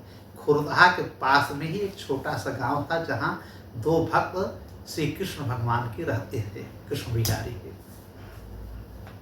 एक युवक था जिसकी शादी नहीं हुई थी, और एक काफी वृद्ध था। तो पहले गांव के लोग एक योजना बनाते हैं कि चलो यार किसी तीर्थ यात्रा में हम लोग धाम पे दर्शन कराएं। तो इन लोगों ने यह योजना बनाया कि हम दोनों चलते हैं वृंदावन धाम, बांके बिहारी का दर्शन करने, श्याम सुंदर गोपाल जी का दर्शन करने। तो भगवान जी को गोपाल गोपाल ज्यादा कहा जाता है अन्य जगह पे गोपाल जी, चूंकि गैयों का ही हमेशा पालक रहे हैं, गैया चराते थे, इसलिए श्री कृष्ण भगवान जी का नाम गोपाल पड़ गया था। अब ये वृद्ध भक्त और यह नवयुवक भक्त दोनों निकलते हैं उड़ीसा से, कहाँ? वृंदावन धाम के लिए। कई दिन में पहुंचते हैं। पहले ट्रेन रेलगाड़ी ये सब था नहीं, बैलगाड़ी से या पैदल यात्रा लोगों का होना था, ठीक है। ये लोग यहाँ पे आते हैं, अब कई दिन रुक जाते हैं। अब तो लोग करते कि यहाँ ट्रेन या गाड़ी से गए, फौरन जय श्री राम, जय से जय भगवान, जय बांके बिहारी, जय गोपाल जी कहते, तो जाओ किसी धाम में तो 2 दिन 4 दिन रुकना चाहिए। अपने मन का जो पाप है वहाँ पे बयान करना चाहिए, प्रभु के सामने अपना दुखड़ा मन में रोना चाहिए या उनके समक्ष प्रकट करना चाहिए। भागम भाग नहीं, जीवन में हमेशा भागम भाग नहीं रहना चाहिए। किसी एक ऐसे जगह पे थोड़ा सा शांति से बैठ जाना चाहिए। यह संकेत हमारा तीर्थ देता है, धाम देता है। ठीक है, जी। यह दोनों लोग वहाँ पे वृंदावन धाम में कई दिन रुक गए और प्रतिदिन गोपाल महाराज की सेवा करते, दर्शन करते हैं। बांके बिहारी श्याम सुंदर का जी। यह वृद्ध जो भक्त था, थक गया था, बीमार पड़ गया था और भयंकर रूप से पीड़ित हो गया ज्वर से और चलने फिरने में असमर्थ हो गया। ये लगा कि ये मर जाएगा, लेकिन यह नवयुवक चाहता है उनको छोड़ करके चलो। घर चला जाता है। वृद्ध ने कहा भी कि मैं बचूंगा नहीं, मैं यहीं धाम में ही, वृंदावन में ही कहीं मेरा शरीर छूट जाएगा, तुम मुझे छोड़ के चले जाओ। इसने कहा नहीं, मैं साथ में आया हूँ, साथ लेके जाऊंगा। वैद्य को बुला करके सेवा सत्कार करके, हाँ, किसी धर्मशाला में रुक करके इनको तंदुरुस्त कर दिया। तब अब इन लोगों की तैयारी होने लगी कि कल हम लोग निकलेंगे। जी। कहाँ के लिए? उड़ीसा के लिए, उड़ीसा अपने के घर। गांव के लिए। जी। तो यह वृद्ध और नवयुवक दोनों भक्त पुनः गोपाल जी के पास जाते हैं, दर्शन करते हैं, काफी देर तक वहां आपस में बैठे रहते हैं। और वहीं वह भाव में आकर के वृद्ध ने कहा, बेटे तुम बड़े अच्छे हो, मेरी बहुत सेवा की हो। और यह अमीर भी था जी। और वह गरीब था। नवयुवक नवयुवक। यह उच्च श्रेणी का था जी। भक्त, बूढ़ा जो वृद्ध था, जी। और यह थोड़ा सा निम्न श्रेणी का था। जी। लेकिन बड़ा प्रसन्न होकर कहा, मैं तुमसे बड़ा प्रसन्न हूँ, मैं मर ही जाता, यह जिंदगी अब तुम्हारे नाम है, मैं अपनी जो बेटी कन्या है उससे तुम्हारी शादी चलोगे, कर देंगे। यह बड़ा खुशी हुआ। उस कन्या को यह पसंद भी गांव में करता है, लेकिन कभी किसी से बताया नहीं था जी। कि मैं निम्न जाति का हूँ, ये बड़े जाति के हैं, जी। ये ब्राह्मण हैं और मैं शूद्र जाति का हूँ। तो इसने कहा ठीक है, जैसी आपकी इच्छा। कहा नहीं नहीं, ये गोपाल जी बैठे हैं, इनके सामने मैं कह रहा हूँ, इनको साक्षी मान के मैं कह रहा हूँ जी। कि मैं चल करके तुम्हारी शादी अपनी पुत्री से कर दूंगा। अब ये लोग पहुंचते हैं अपने गांव। 2 दिन हो गया, 4 दिन हो गया, महीना हो गया, फिर बालक जाता है वह नवयुवक जी। वृद्ध के पास कि अरे चाचा जी आपने कुछ कहा था। इन्होंने कहा क्या कहना? शादी करने के लिए। अब उनको गुस्सा लगने लगे कि अरे मैंने कह दिया है तो अब पीछे पड़ गया। फिलहाल अपने लोगों से राय सलाह लेते हैं, अपने समाज में, सवर्ण समाज में, कि ऐसा ऐसा मैंने जो है सोचा है। यह नहीं कहा कि मैंने मतलब वहाँ पे वचन दिया है। जी। इन्होंने कहा अपने परिवार में कि मैंने ऐसा ऐसा सोचा है, इसने मेरी बहुत सेवा की थी, क्या शादी कर दिया जाए? सबने कहा पागल हो गए, और हम लोग सवर्ण समाज के हैं और शूद्र निम्न जात का है, कैसे शादी करेंगे? इन्होंने कहा ठीक है। इसने इनकार कर दिया। वृद्ध युवक ने, भक्त ने, भगवान का वो भी भक्त था, लेकिन कहा नहीं मैं शादी नहीं करूंगा। इसने कहा नहीं, शादी क्यों नहीं करोगे? कहे थे आपको शादी करनी चाहिए, मेरी बड़ी बेइज्जती हो रही है, मैंने सबसे कह दिया। कहा मैंने किसके सामने कहा है? बिहारी जी। तो इन्होंने कहा कि गोपाल जी के समक्ष आपने यह बात रखी थी। पंचायत बैठी, 5 पंच बैठे, पूरे गांव के लोग बैठे। अभी वृद्ध भक्त कहने लगा मैंने नहीं कहा है, लेकिन यह युवक कहने लगा कि इन्होंने गोपाल जी के सामने साक्षी लेकर के कहा है कि मैं अपनी पुत्री की शादी कर दूंगा। तो सब लोगों ने कहा कि यार ये गोपाल जी अब श्री कृष्ण के सामने कह रहा है। तो लोगों ने, पंचों ने कहा कि किसी प्रकार मामले को टालो।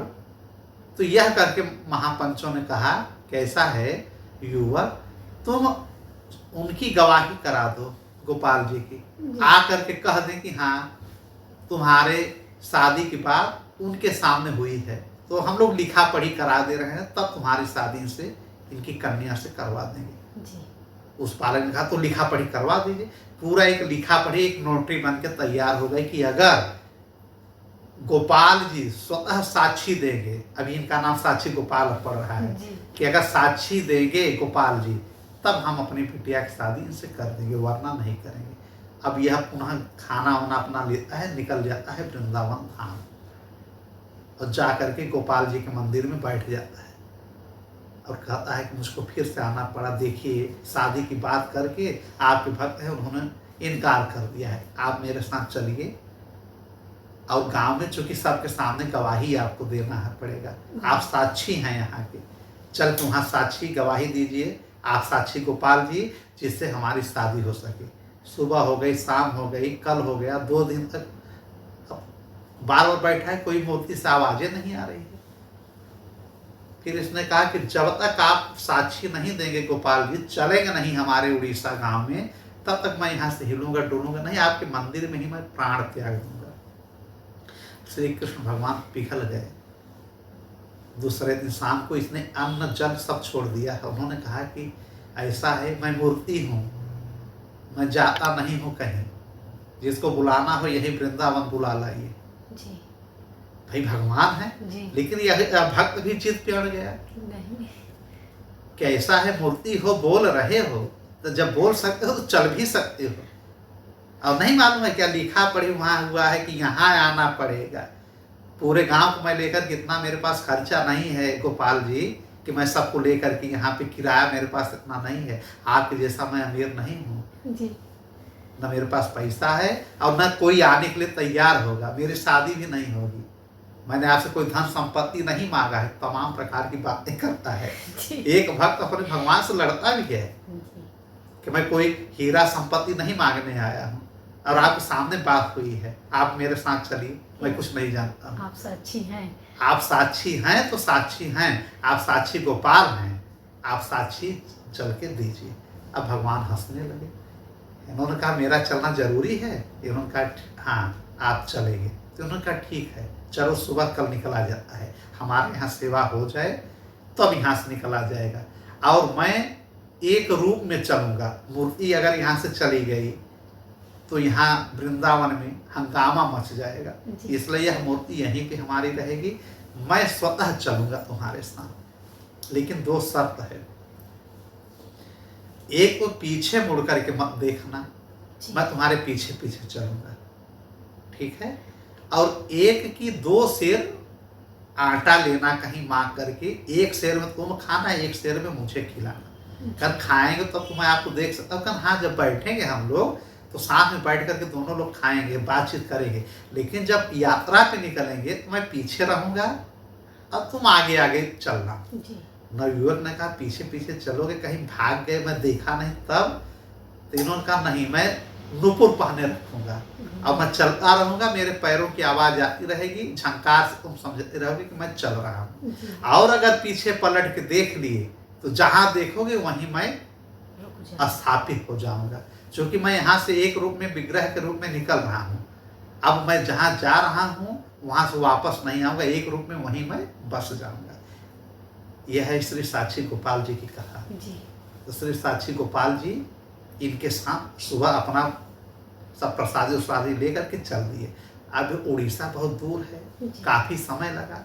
खूब इनसे बातचीत कर, ये भी खूब बतलाते, अपनी सारी कथा सुनाते उस भक्त से कि जब मैं महाभारत में था तो अर्जुन युद्ध ही नहीं कर रहे, मैंने गीता सारे कहाँ सुनाया होगा, गीता आप सुनाए होंगे, उससे हमसे नहीं मतलब है, मेरी शादी आप कराइए, मतलब भाव ही नहीं देता था, बस अपना ही पूछता था कि आपने इतनी शादियां कर ली हैं, मेरी एक शादी के लिए आप कितनी नौटंकी कर रहे हो प्रभु। इन्होंने कहा आप चल तो रहे हैं साक्षी देने के लिए, अब तो नाराज मत हो। इन्होंने कहा ठीक। शाम का वक्त होता है, फिर पीछे से रुक जाते कि अब मैं बैठ जा रहा हूँ, किसी को देखूंगा नहीं, कहीं से मांग कर खिलाओ, कुछ बनाओ खिलाओ, मुझे भी खिलाओ, खुद भी खाओ, एक शेर मैं खाऊंगा। ये प्रतिदिन होता। अब ये धीरे धीरे पहुंच रहा है उड़ीसा अपने गांव के पास, जहाँ खुरदहा गांव है, वहां पहुंच गया। अब प्रभु बातचीत करते करते पीछे पीछे चल रहे हैं अपने मानव शरीर में। और लोग अगर देखते भी सोचते कि इन्हीं के साथ कोई जा रहा है, लोग समझ नहीं पा रहे। ठीक है जी। जब खुरदहा गांव में पहुंचते हैं साक्षी गोपाल जी, तो उनके पायल का झंकार थोड़ा सा कम हो जाता है और वो देखने लगते हैं कि अच्छा अब हम लोग पहुंचने वाले हैं। और थोड़ा रमणीय स्थान था, उसको देखने में वो मग्न हो जाते हैं कि यार अच्छे अच्छे पक्षी उड़ रहे हैं, बढ़िया बढ़िया पहाड़ है, पेड़ पौधे हैं, गैया दिख रही है। यह देख करके थोड़े से वो स्थिर हो जाते हैं, तो पैरों की आवाज़ नहीं आती है। तो यह युवक सोचता है कि कहीं ये छोड़ करके भाग तो नहीं गए हैं। और देखें यार कि इनका ऐसा शक्ल अभी मैं नहीं देखा कि एकाएक देख लूँ कैसे लग रहे हैं। जब हमारे सामने बैठते हैं तो छोटे से बालक जैसे बैठ करके भोजन करते हैं, मैं इस रूप में नहीं देखा हूँ। इन कल्पनाओं को सोच करके ये पीछे पलट गया। अब देख रहा है तो मुकुट लगाए हुए, सांवले कलर की बंसी लिए हुए उस रूप में थे जिस रूप में श्री कृष्ण जी रहते हैं, बड़े से आकार में। अब मुस्कुराने लगे। हम प्रभु यही दर्शन करने के लिए मैं हुआ था, आप बड़े सुंदर दिख रहे हैं सांवले रूप में। इन्होंने कहा हाँ दिख तो अच्छा था, लेकिन मैं यहाँ से एक पैर अब आगे बढ़ाऊंगा नहीं। मैंने वचन दिया है कि मैं जहाँ पे मुड़ करके देख लोगे वहीं पे मैं स्थिर हो जाऊंगा, अब मैं यहीं हमेशा के लिए निवास करूंगा। जी मैं तुम्हारा साक्षी दूंगा, मेरा अब यहाँ पे विग्रह रह जाएगा। अब श्री साक्षी गोपाल जी के नाम से मैं अब प्रसिद्ध होऊंगा, तुम्हारे नाम से मैं जाना जाऊंगा कि तुम मुझको यहाँ लाए हो। जी मेरी अगर कहीं कोई भक्ति करेगा तो तुम्हारी कथा जरूर कहेगा। इन्होंने कहा अरे आपकी वो अपने शादी के लिए परेशान था कि अरे प्रभु ये तो कहा हाँ तो ये तो तुम अब भूल कर चुके हो, जाओ गांव वालों को लेकर यहीं जाओ, इतना तो आ सकते हैं, बगल में तुम्हारा गांव है। इसने कहा अच्छा इसके पीछे क्या है कि वहाँ बहुत पहले एक भक्त था, उसकी बड़ी इच्छा है कि मैं भगवान को वृंदावन से यहाँ ला करके स्थापित करूँ, जी जिससे कि लोग यहाँ पे दर्शन कर सके। और यह नवयुवक भी वहाँ जब गोपाल जी के पास बैठा है तो बात बात में यही कहता है वृद्ध से, अगर हमारे बस में चले ना तो मैं गोपाल जी को अपने गांव के पास ही पहाड़ियों के बीच स्थिर कर दूं, और सारे लोग जो वृद्ध हो गए हैं, रोगी हैं, जो वहाँ वृंदावन धाम तक नहीं पहुँच पा रहे हैं, तो साक्षी गोपाल जी पहले नाम था तो साक्षी गोपाल नाम पड़ा, गोपाल जी श्याम सुंदर की यहीं पे लोग पूजा करें। यह इनकी इच्छा भी है, इसके पहले भी एक भक्त की इच्छा थी। सबकी इच्छाओं को पूरा करने के लिए भगवान उस पहाड़ के बीच में उस गांव में आकर के रुक गए थे, जिससे कि भक्त मुड़ करके हमको देख ले, मैं यहाँ पे स्थिर हो जाऊं, इन सारी की मनोकामनाएं पूर्ण हो जाए, और जो एक रूप में वृंदावन मैं हूँ ही, एक रूप में साक्षी गोपाल के रूप में मैं यहाँ रहूँगा। तो उसी खुरदहा गांव में रुक गए और बड़े से मूर्तिक रूप में खड़े हो गए। और अब गांव वाले जब सुनते हैं कि अरे भैया तो गोपाल जी को स्वतः लाया है, श्री कृष्ण भगवान स्वतः आए हैं, किसी को भरोसा नहीं होता है, सब भाग भाग करके आते हैं। वो बुढ़ा जो वृद्ध था वह पहचान जाता कि यही रूप है, छोटी सी मूर्ति जैसे हो गए, जैसे वृंदावन में थे। हाँ यही हैं, लेकिन बोलेंगे कैसे, बुलवा के दिखाइए। तो नवयुवक ना बोलिए गोपाल जी, साक्षी गोपाल जी अब आप बोलिए। इन्होंने कहा हाँ मेरे सामने की बात है, आपने इनको अपनी कन्या देने की बात कही है। सारे लोग बेहोश की मूर्ति बोल रही, और जब बोलने लगे तो वहाँ का वातावरण गूंजने लगा, चिड़िया चहचहाने लगी, पत्ते वायु हिलने डुलने लगे, अजीब सा माहौल बन गया, और सबके मन में एक श्रद्धा भाव उत्पन्न हो गया। फिर इन्होंने कहा वृद्ध ने कि हाँ मुझसे गलती हो गई प्रभु, आप यहाँ तक चले आए। कहा हाँ आप लोगों की इच्छा भी थी, और मैं साक्षी गोपाल बन करके आया हूँ, आज से मेरा नाम साक्षी गोपाल रखना, मैं एक रूप से यहाँ हमेशा रहूँगा, और मेरी प्रतिदिन तुम लोग सेवा करना। तब से आज तक वहाँ पे बहुत दर्शन होता है उड़ीसा में, ठीक है, वहाँ पे दर्शन इनका होता है, और बहुत बड़ा मंदिर बन गया है। आज भी साक्षी गोपाल जी का लाखों लोग दर्शन करने जाते हैं, ठीक है। यह है साक्षी गोपाल के दो भक्तों की कथा, जिसके माध्यम से वृंदावन से वहाँ तक पहुँचे हैं। फिर शादी हो जाती है, लोग आपस में सही सराहने लगते हैं, साक्षी गोपाल जी की पूजा पाठ वहाँ पे मंदिर में शुरू हो जाता है। भगवान अपने भक्तों के लिए देखिए क्या क्या नहीं कर सकते हैं, क्या क्या करते हैं, बहुत मुश्किल है कि ऐसा लोग कुछ करें। भक्त की जो भावना होती है ना, भगवान उसको पूर्ण कर देते हैं। कुछ ऐसे भक्तों की छोटी छोटी कथा है, जैसे द्वापर में ब्रह्मा जी ने गैया का चोरी किया था कृष्ण के, तो कृष्ण ही असंख्य रूप में बन गए थे 1 वर्ष तक। उसी प्रकार से अभी कलयुग की घटना है। एक श्री जसु जी करके संत थे, श्री जसु जी, कहाँ पे, वृंदावन में।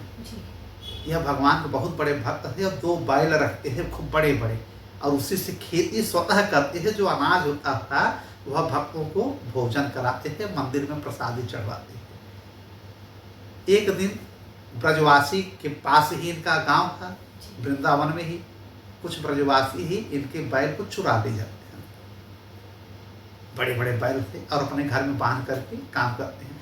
इनको पता भी नहीं चला श्री जसु जी को। जब मंदिर से आते हैं तो 2 बैल वहां पे खड़े हैं, भगवान स्वतः अपने भक्त के लिए बैल बैल बन गए या बैल को भेज दिया। कहीं कहीं तो होता है कि भगवान स्वतः बन गए थे कि मेरा भक्त हमको स्पर्श करे, मैं भक्त को स्पर्श करूं। 1 साल तक बैल बन करके श्री जसु जी का, श्री कृष्ण भगवान जी पूरा खेत जोतते हैं। इनको पता नहीं चला, एकदम वही हील डॉल जैसे खाते पीते हैं सब। 1 साल के बाद वही चोर गिरोह 4 लड़के जो थे फिर घूमने आते हैं कि चले देखिए कुछ और रखा तो उसके हाथ से चुरा के लाते हैं। देखते हैं वही 2 बैल वहां बने हुए हैं। अब चारों चोर भाग करके अपने घर पे जाते हैं, देखते हैं वहां बैल बना है, फिर यहाँ आते हैं, देखते हैं यहाँ बैल बना है। 3-4 चक्कर आते जाते हैं, लोग डिस्टर्ब हो जाते हैं कि ये कैसे भाई, यही बैल कैसे। फिर कहते हैं देखिए ये कोई सिद्ध संत है, इनको अगर पता चल गया तो श्राप मिल जाएगा, इनके बैल को लाइए, लौटा दिया जाता है। जाते हैं वो लोग बैल लेकर के आते हैं श्री जसु जी को लौटाने के लिए। और जैसे उनके आश्रम में पहुंचते हैं, देखते हैं कि 2 बैल और बने हैं। फिर ये चोर सोचते हैं कि यार कैसे हम देंगे, बैल इनका बना हुआ है। यही से बात करें तो बैल वहां से अंतर्धान गायब। फिर चोरों ने कहा बैल नहीं है, ले गए, खूंटे बांध दिए और जा करके उनके आश्रम में श्री जसु जी को प्रणाम करते हैं, माफी मांगते हैं और उनके भक्त बन जाते हैं। जी। तब जसु जी को पता चला कि भगवान तो आइए हमारे साथ विराजमान है। बड़ी ऐसी कथाएं हैं। एक नंददास जी भक्त थे, एक बछिया को जीवित कर दिए थे। एक राजा ने मार करके बछिया को फेंक दिया। अब बोला कि अगर इसको जीवित नहीं करोगे आज से पूरे राज्य में कोई पूजा पाठ नहीं होगा, अब तुमको भी मार दिया जाएगा। नंददास जी का मुझे मरने से नहीं डर लग रहा है, लेकिन भगवान के भक्तों की अगर निंदा होगी तो फिर हमसे सहन नहीं होगा। उन्होंने कहा श्याम सुंदर हे श्री कृष्ण रक्षा करिए।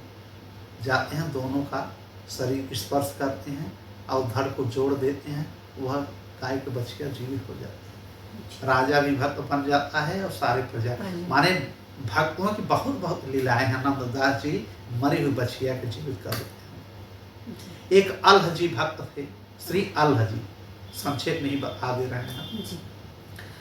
इनके लिए आम का बागवान स्वतः सारे आम इनके पास आकर के झुक गए थे तोड़ने के लिए। ऐसा क्यों? एक राजा जो वहाँ का था वह बड़ा अन्यायी था। संतों को हमेशा जो कंठी माला तिलक लगाते थे ना, उनको डंडों से मारता था और पीड़ित करता। सारे मंदिर को उसने बंद करा दिया कि पूजा पाठ में कोई भगवान नहीं होता। किसी ने भगवान को देखा है? जैसे आजकल प्रश्न होता है, सब कहते नहीं, कहा फिर क्यों पूजा हो रही है। यह बात श्री भक्त अल्ह जी को पता चलती है जी। जो कि अनंतानंद के शिष्य थे। अनंतानंद जी का मैंने कथा सुनाया होगा, बहुत बड़े भक्त है ये भगवान के, ठीक है जी। अब जो है ये जो जानकारी मिली तो अल्ह जी उस राज्य में जाते हैं और एक बागवानी आम का रहता है, वहां पे जो है ये बैठ जाते हैं और पूजा पाठ करने लगते हैं। सोचते हैं कि हमारी बात कैसे पहुंचे राजा, मैं क्या ऐसा करूं। सब लोग चमत्कार कम दिखाना चाहते हैं, लेकिन कहीं कहीं जरूरी पड़ने पे दिखाते हैं। तो वो पूरा बागवान आम से भरा हुआ है, राजा का आम था। तो राजा नास्तिक प्रजा नास्तिक, ये जाकर के वहाँ आम के वृक्ष के नीचे बैठ जाते हैं और जो माली था रक्षक उससे कहते हैं कि कुछ आमों को थोड़ा तोड़ करके दीजिए, हम भगवान को अपने शालिग्राम भगवान को चढ़ा करके पूजा करेंगे, फिर प्रसाद रूप में बांट देंगे। मैंने कहा वाह वाह वाह वाह, भगवान की पूजा कर रहे, इस राज्य का नहीं हो क्या? कहा नहीं, इस राज्य का नहीं, हम दूसरे राज्य से आए हैं। इन्होंने कहा तभी नहीं पता है, यहाँ राजा को पता चल गया तो बहुत महंगाएंगे, बहुत मारेंगे। फिर इसको थोड़ा मजाक सूझा माली को, जो रक्षक था। उसने कहा एक काम करो संत जी, बड़ा तुम आडंबर किए हो, कंठी माला पहने हो, राजा के पास तो जाना मत, नहीं मार दिए जाओगे, यहीं से लौट जाओ। अगर तुमको आम लेना हो तो बिना डंड चलाए, बिना पत्थर फेंके आम को तोड़ो। और बहुत ऊंचाई पे आम था, अब चढ़ना भी नहीं है आम पर। तभी समझ गए कि मेरी परीक्षा ले रहा है। ये समझ गए अल्लाह जी कि हमारा परीक्षा ले रहा है रक्षक। इन्होंने कहा ठीक है, बिना चढ़े, बिना पत्थर फेंके, अब बिना डंडा से मारे हमको लेना है आम को, बिना स्पर्श किए हुए। इन्होंने कहा हाँ, आप स्पर्श कर लीजिए, उछल करके तोड़ लीजिए, कोई दिक्कत नहीं, पत्थर और चढ़ना नहीं है, लकड़ी से नहीं। उन्होंने कहा ठीक है। ये बैठ जाते हैं और भगवान का नाम लेते हैं और आमों को कहते हैं आ जाओ। सारे बागवानी का आम सब झुक गया, इनके चरणों में गिर गए और तोड़ तोड़ के रखते गए। एक ही वृक्ष नहीं, जितना बागवानी था सारे आम आ करके इन आम से मिल गए और फटाफट सारे आम जमीन पे गिरने लगे। खाली हो गया पूरा बागवान आमों का। लाखों आम ऐसे गिर गए और जहां गिर रहे हैं भाग करके सब वहीं आ रहे हैं जहां पे अल्लाहदास जी बैठे हुए हैं। यह चमत्कार देख करके भागा भागा जाता है राजा के पास कि अरे राजा जी, इतना बड़ा भक्त आया है कि पूरे बागवानी का आम गिर गया और सब भाग के वहीं आम जा रहे हैं जहाँ पे वो दास बैठा हुआ। वो राजा भाग के जाता है, उसको विश्वास नहीं होता है। उसने कहा कि कैसे किया? इन्होंने कहा बस प्रभु की माया, प्रभु से मैंने निवेदन किया, सब फल आपके आगे। तो कहा ये फल जोड़ भी सकते हो? उन्होंने कहा हाँ। सारे फलों के उन्होंने कहा है आम के फलों को जाओ अपने अपने जगह स्थापित हो जाओ। सारे आम अपने अपने जगह चले गए, सब पहले जैसे बड़े बड़े वृक्ष बन गए। यह देख करके वह राजन के चरणों में गिर गया, कंठी माला पहन लिया, तिलक लगा लिया, इनका शिष्य बन गया और अपने प्रजाओं से कहा कि आज से यहाँ रहेंगे। इन्होंने कहा मैं पूरा समय नहीं दे पाऊंगा, कुछ समय तक आपके पास रहूंगा। उनको वैष्णव संत बना दिया राजा को और घोषणा राजा ने करा दिया कि समस्त राज्य में अब पूजा होगी और संतों की सेवा होगी, ब्राह्मणों को विशेष रूप से पुरस्कार दिया जाएगा। ऐसे ऐसे भगवान के संत है भैया, ऐसे ऐसे रहे। और खासकर कहीं कहीं भक्त और कहीं कहीं भगवान, कहीं कहीं राजा, कहीं कहीं संत, सब ये लोग कुछ न कुछ ऐसी लीला करते हैं जिससे कि यह समझ में आए कि भगवान की महिमा है।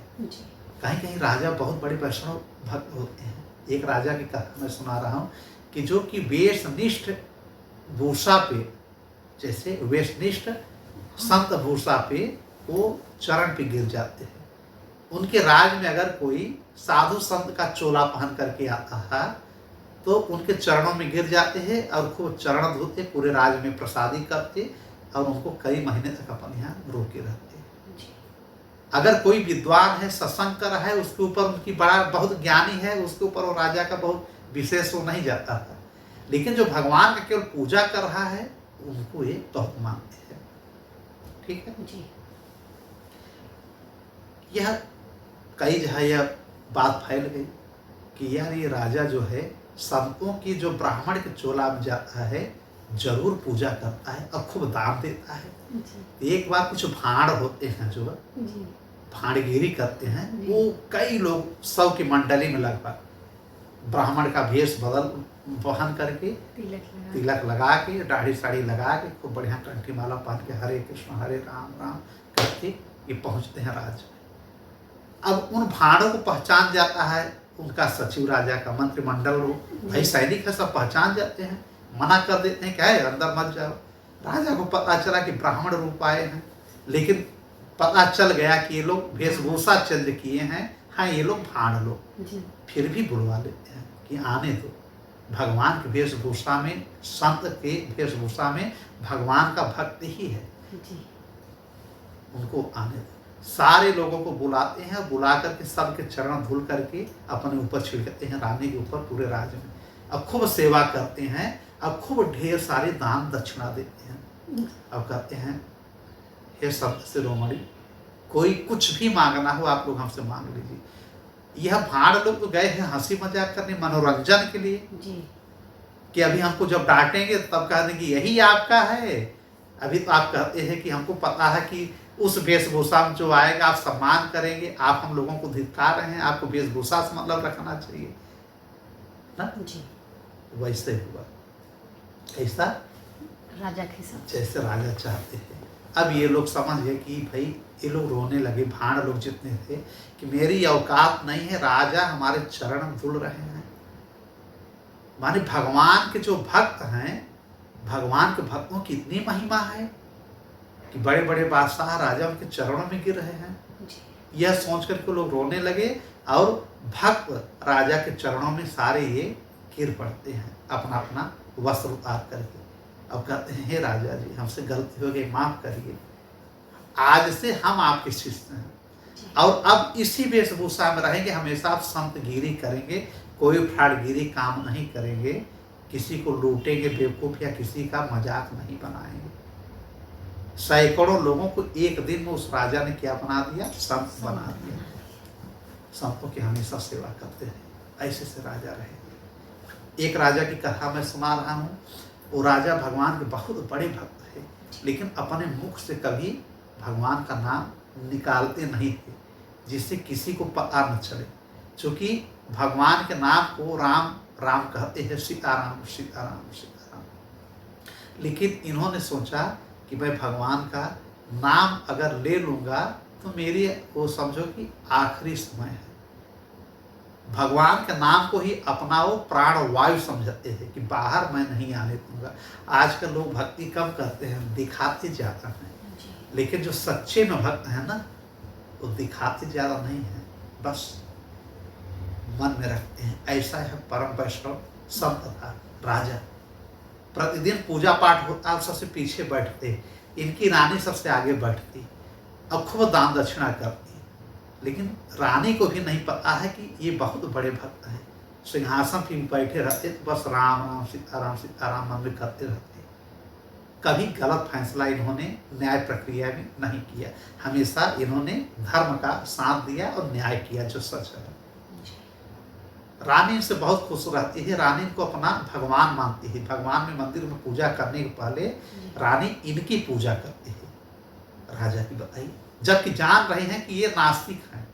उनको या पूरे राज्य को पता है कि राजा भगवान की पूजा पाठ नहीं करते हैं, लेकिन पत्नी फिर भी भगवान का पूजा करने के पहले इनका चरण जाकर के एक बार छू लेते हैं। ये मना करते हैं कि जब भगवान की पूजा अपने करो, हम नहीं, हमारे लिए पहले भगवान नाथ हैं। फिर जाती मंदिर में और बार बार कहते कि प्रभु थोड़ा इनको भी सुधार दीजिए, आपके शरण में आ जाएं। प्रतिदिन रानी यही भगवान से मांगती थी। काफ़ी समय बीत गया, रानी ने 1-2-4 बार इनसे कहा कि आप भी थोड़ा आरती कर लिया कीजिए, थोड़ा सा पूजा पाठ करा करिए। तो इन्होंने कहा मैं बैठा तो रहता हूँ, सत्संग नहीं कर पाता, नाम नहीं लेता, बैठा तो हूँ, मतलब बहुत सिंपल ढंग से, कोई समझ न पाए। लेकिन रानी को लगा कि नाम लीजिए, आपने गुरु दीक्षा भी नहीं लिया है। रानी ने गुरु दीक्षा ले लिया। इन्होंने कहा कि ठीक है, तुम्हें जो गुरु दीक्षा ली हो हमारे कान में कह दो। उन्होंने कह दिया था। फिर उन्होंने कहा कहिए, लेकिन ये बोलते नहीं थे। उन्होंने कहा ठीक है, ले लिए और वही मंत्र कहने लगे। और वही मंत्र फिर ये सिद्ध करने के लिए अपने एक गुरु से जंगल में जाकर के लेते हैं और कहते हैं आप गुरु जी किसी से कहिएगा, यही नाम मैं रट रहा हूँ प्रतिदिन, मेरी पत्नी ने हमको यह नाम दिया है, लेकिन आपके शरण में आया हूँ गुरु जी, लेकिन आप कभी मत कहिएगा। तो गुरु जी ने भी सोचा कि चलिए यार, ये कैसा भक्त है। लोग राजा होकर के जताना चाहते हैं कि मैं भगवान का पुजारी हूँ, सेवक हूँ। यह राजा हमको भी मना करा और ढेर सारा दान दक्षिणा देता है। अब खूब पूजा करते, लेकिन प्रजा कभी समझ नहीं पाई। रानी को हमेशा ये मन में मलाल रहता था, उनके राजकुमारों को मलाल रहता था। एक दिन हुआ क्या, रात्रि में रानी सो रही हैं, ये भी शयन कक्ष में है, इनके मुख से कई बार सीताराम सीताराम सीताराम सीताराम सीताराम, जो कि मन में हमेशा कहते हैं, उस दिन जोर जोर से कहने लगे।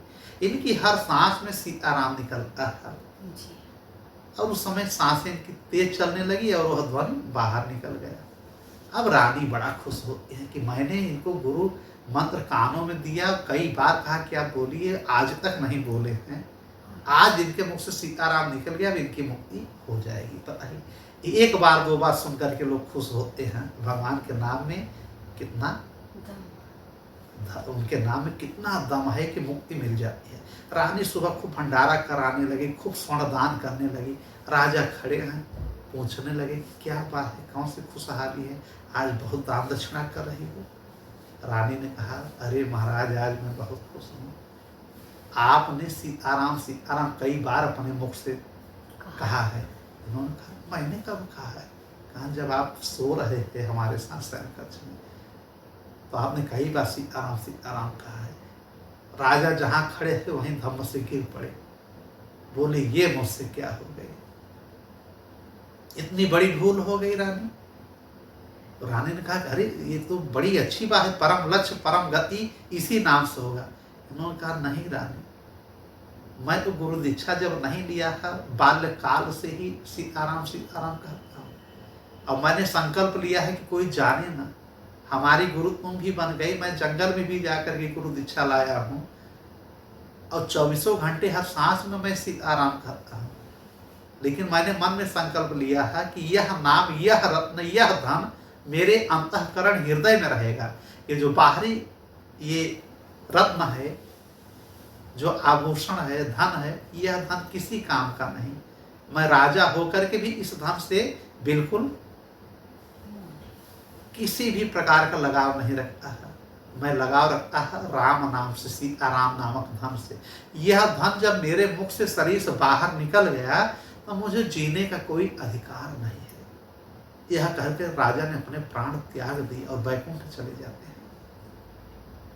अब जब रानी ने देखा कि हमारे पति जी ही नहीं रहे, राजा हमारे हमको छोड़ के चले गए, तो अपने पति की बहुत बड़ी भक्त थी।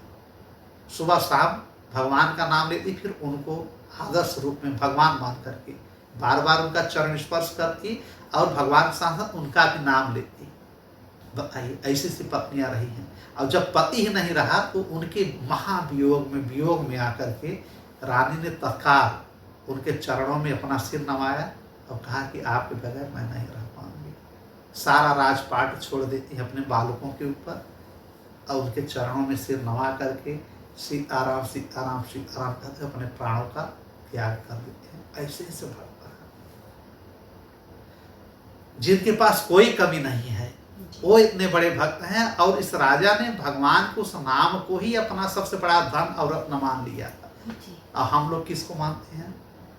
सोने को, चांदी की, हीरा को, जवाहरात को।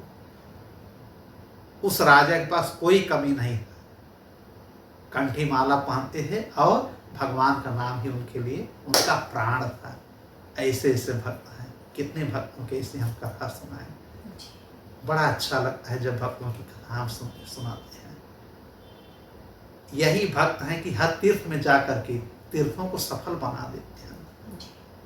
भगवान के यह वैष्णव भक्त ही हैं कि गंगा जी में स्नान करके जो पापियों ने गंगा को मैला कर दिया है उसको धुल देते हैं।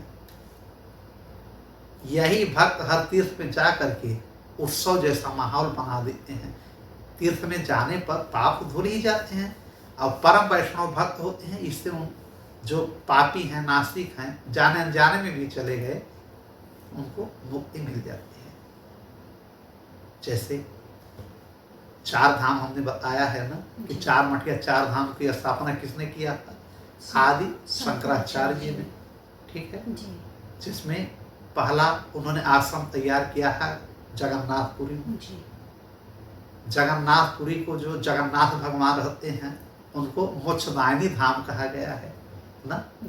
क्यों बनाया? इसीलिए कि जब भक्त यहाँ पे आएंगे, वहाँ पे भाई जगन्नाथ पहले से भी विराजमान थे, लेकिन धाम के रूप में इन्होंने स्थापित कर दिया आदि शंकराचार्य जी ने, हमारे शिव जी ने। इसके पहले तो इंद्रधुम्न ने जगन्नाथ का मंदिर वहाँ बना दिया है पहले ही, लेकिन धाम के रूप में इन्होंने बताया कि यहाँ जो दर्शन करने चला आएगा उसमें सारे पाप मिट जाएंगे, मुक्ति मिल जाएगी, मोक्ष मिल जाएगा। और भगवान का जो जगन्नाथ की तीसरी सीढ़ी पे है वहाँ थोड़ी देर रुक जाएगा तो वो नरक कभी नहीं जाएगा।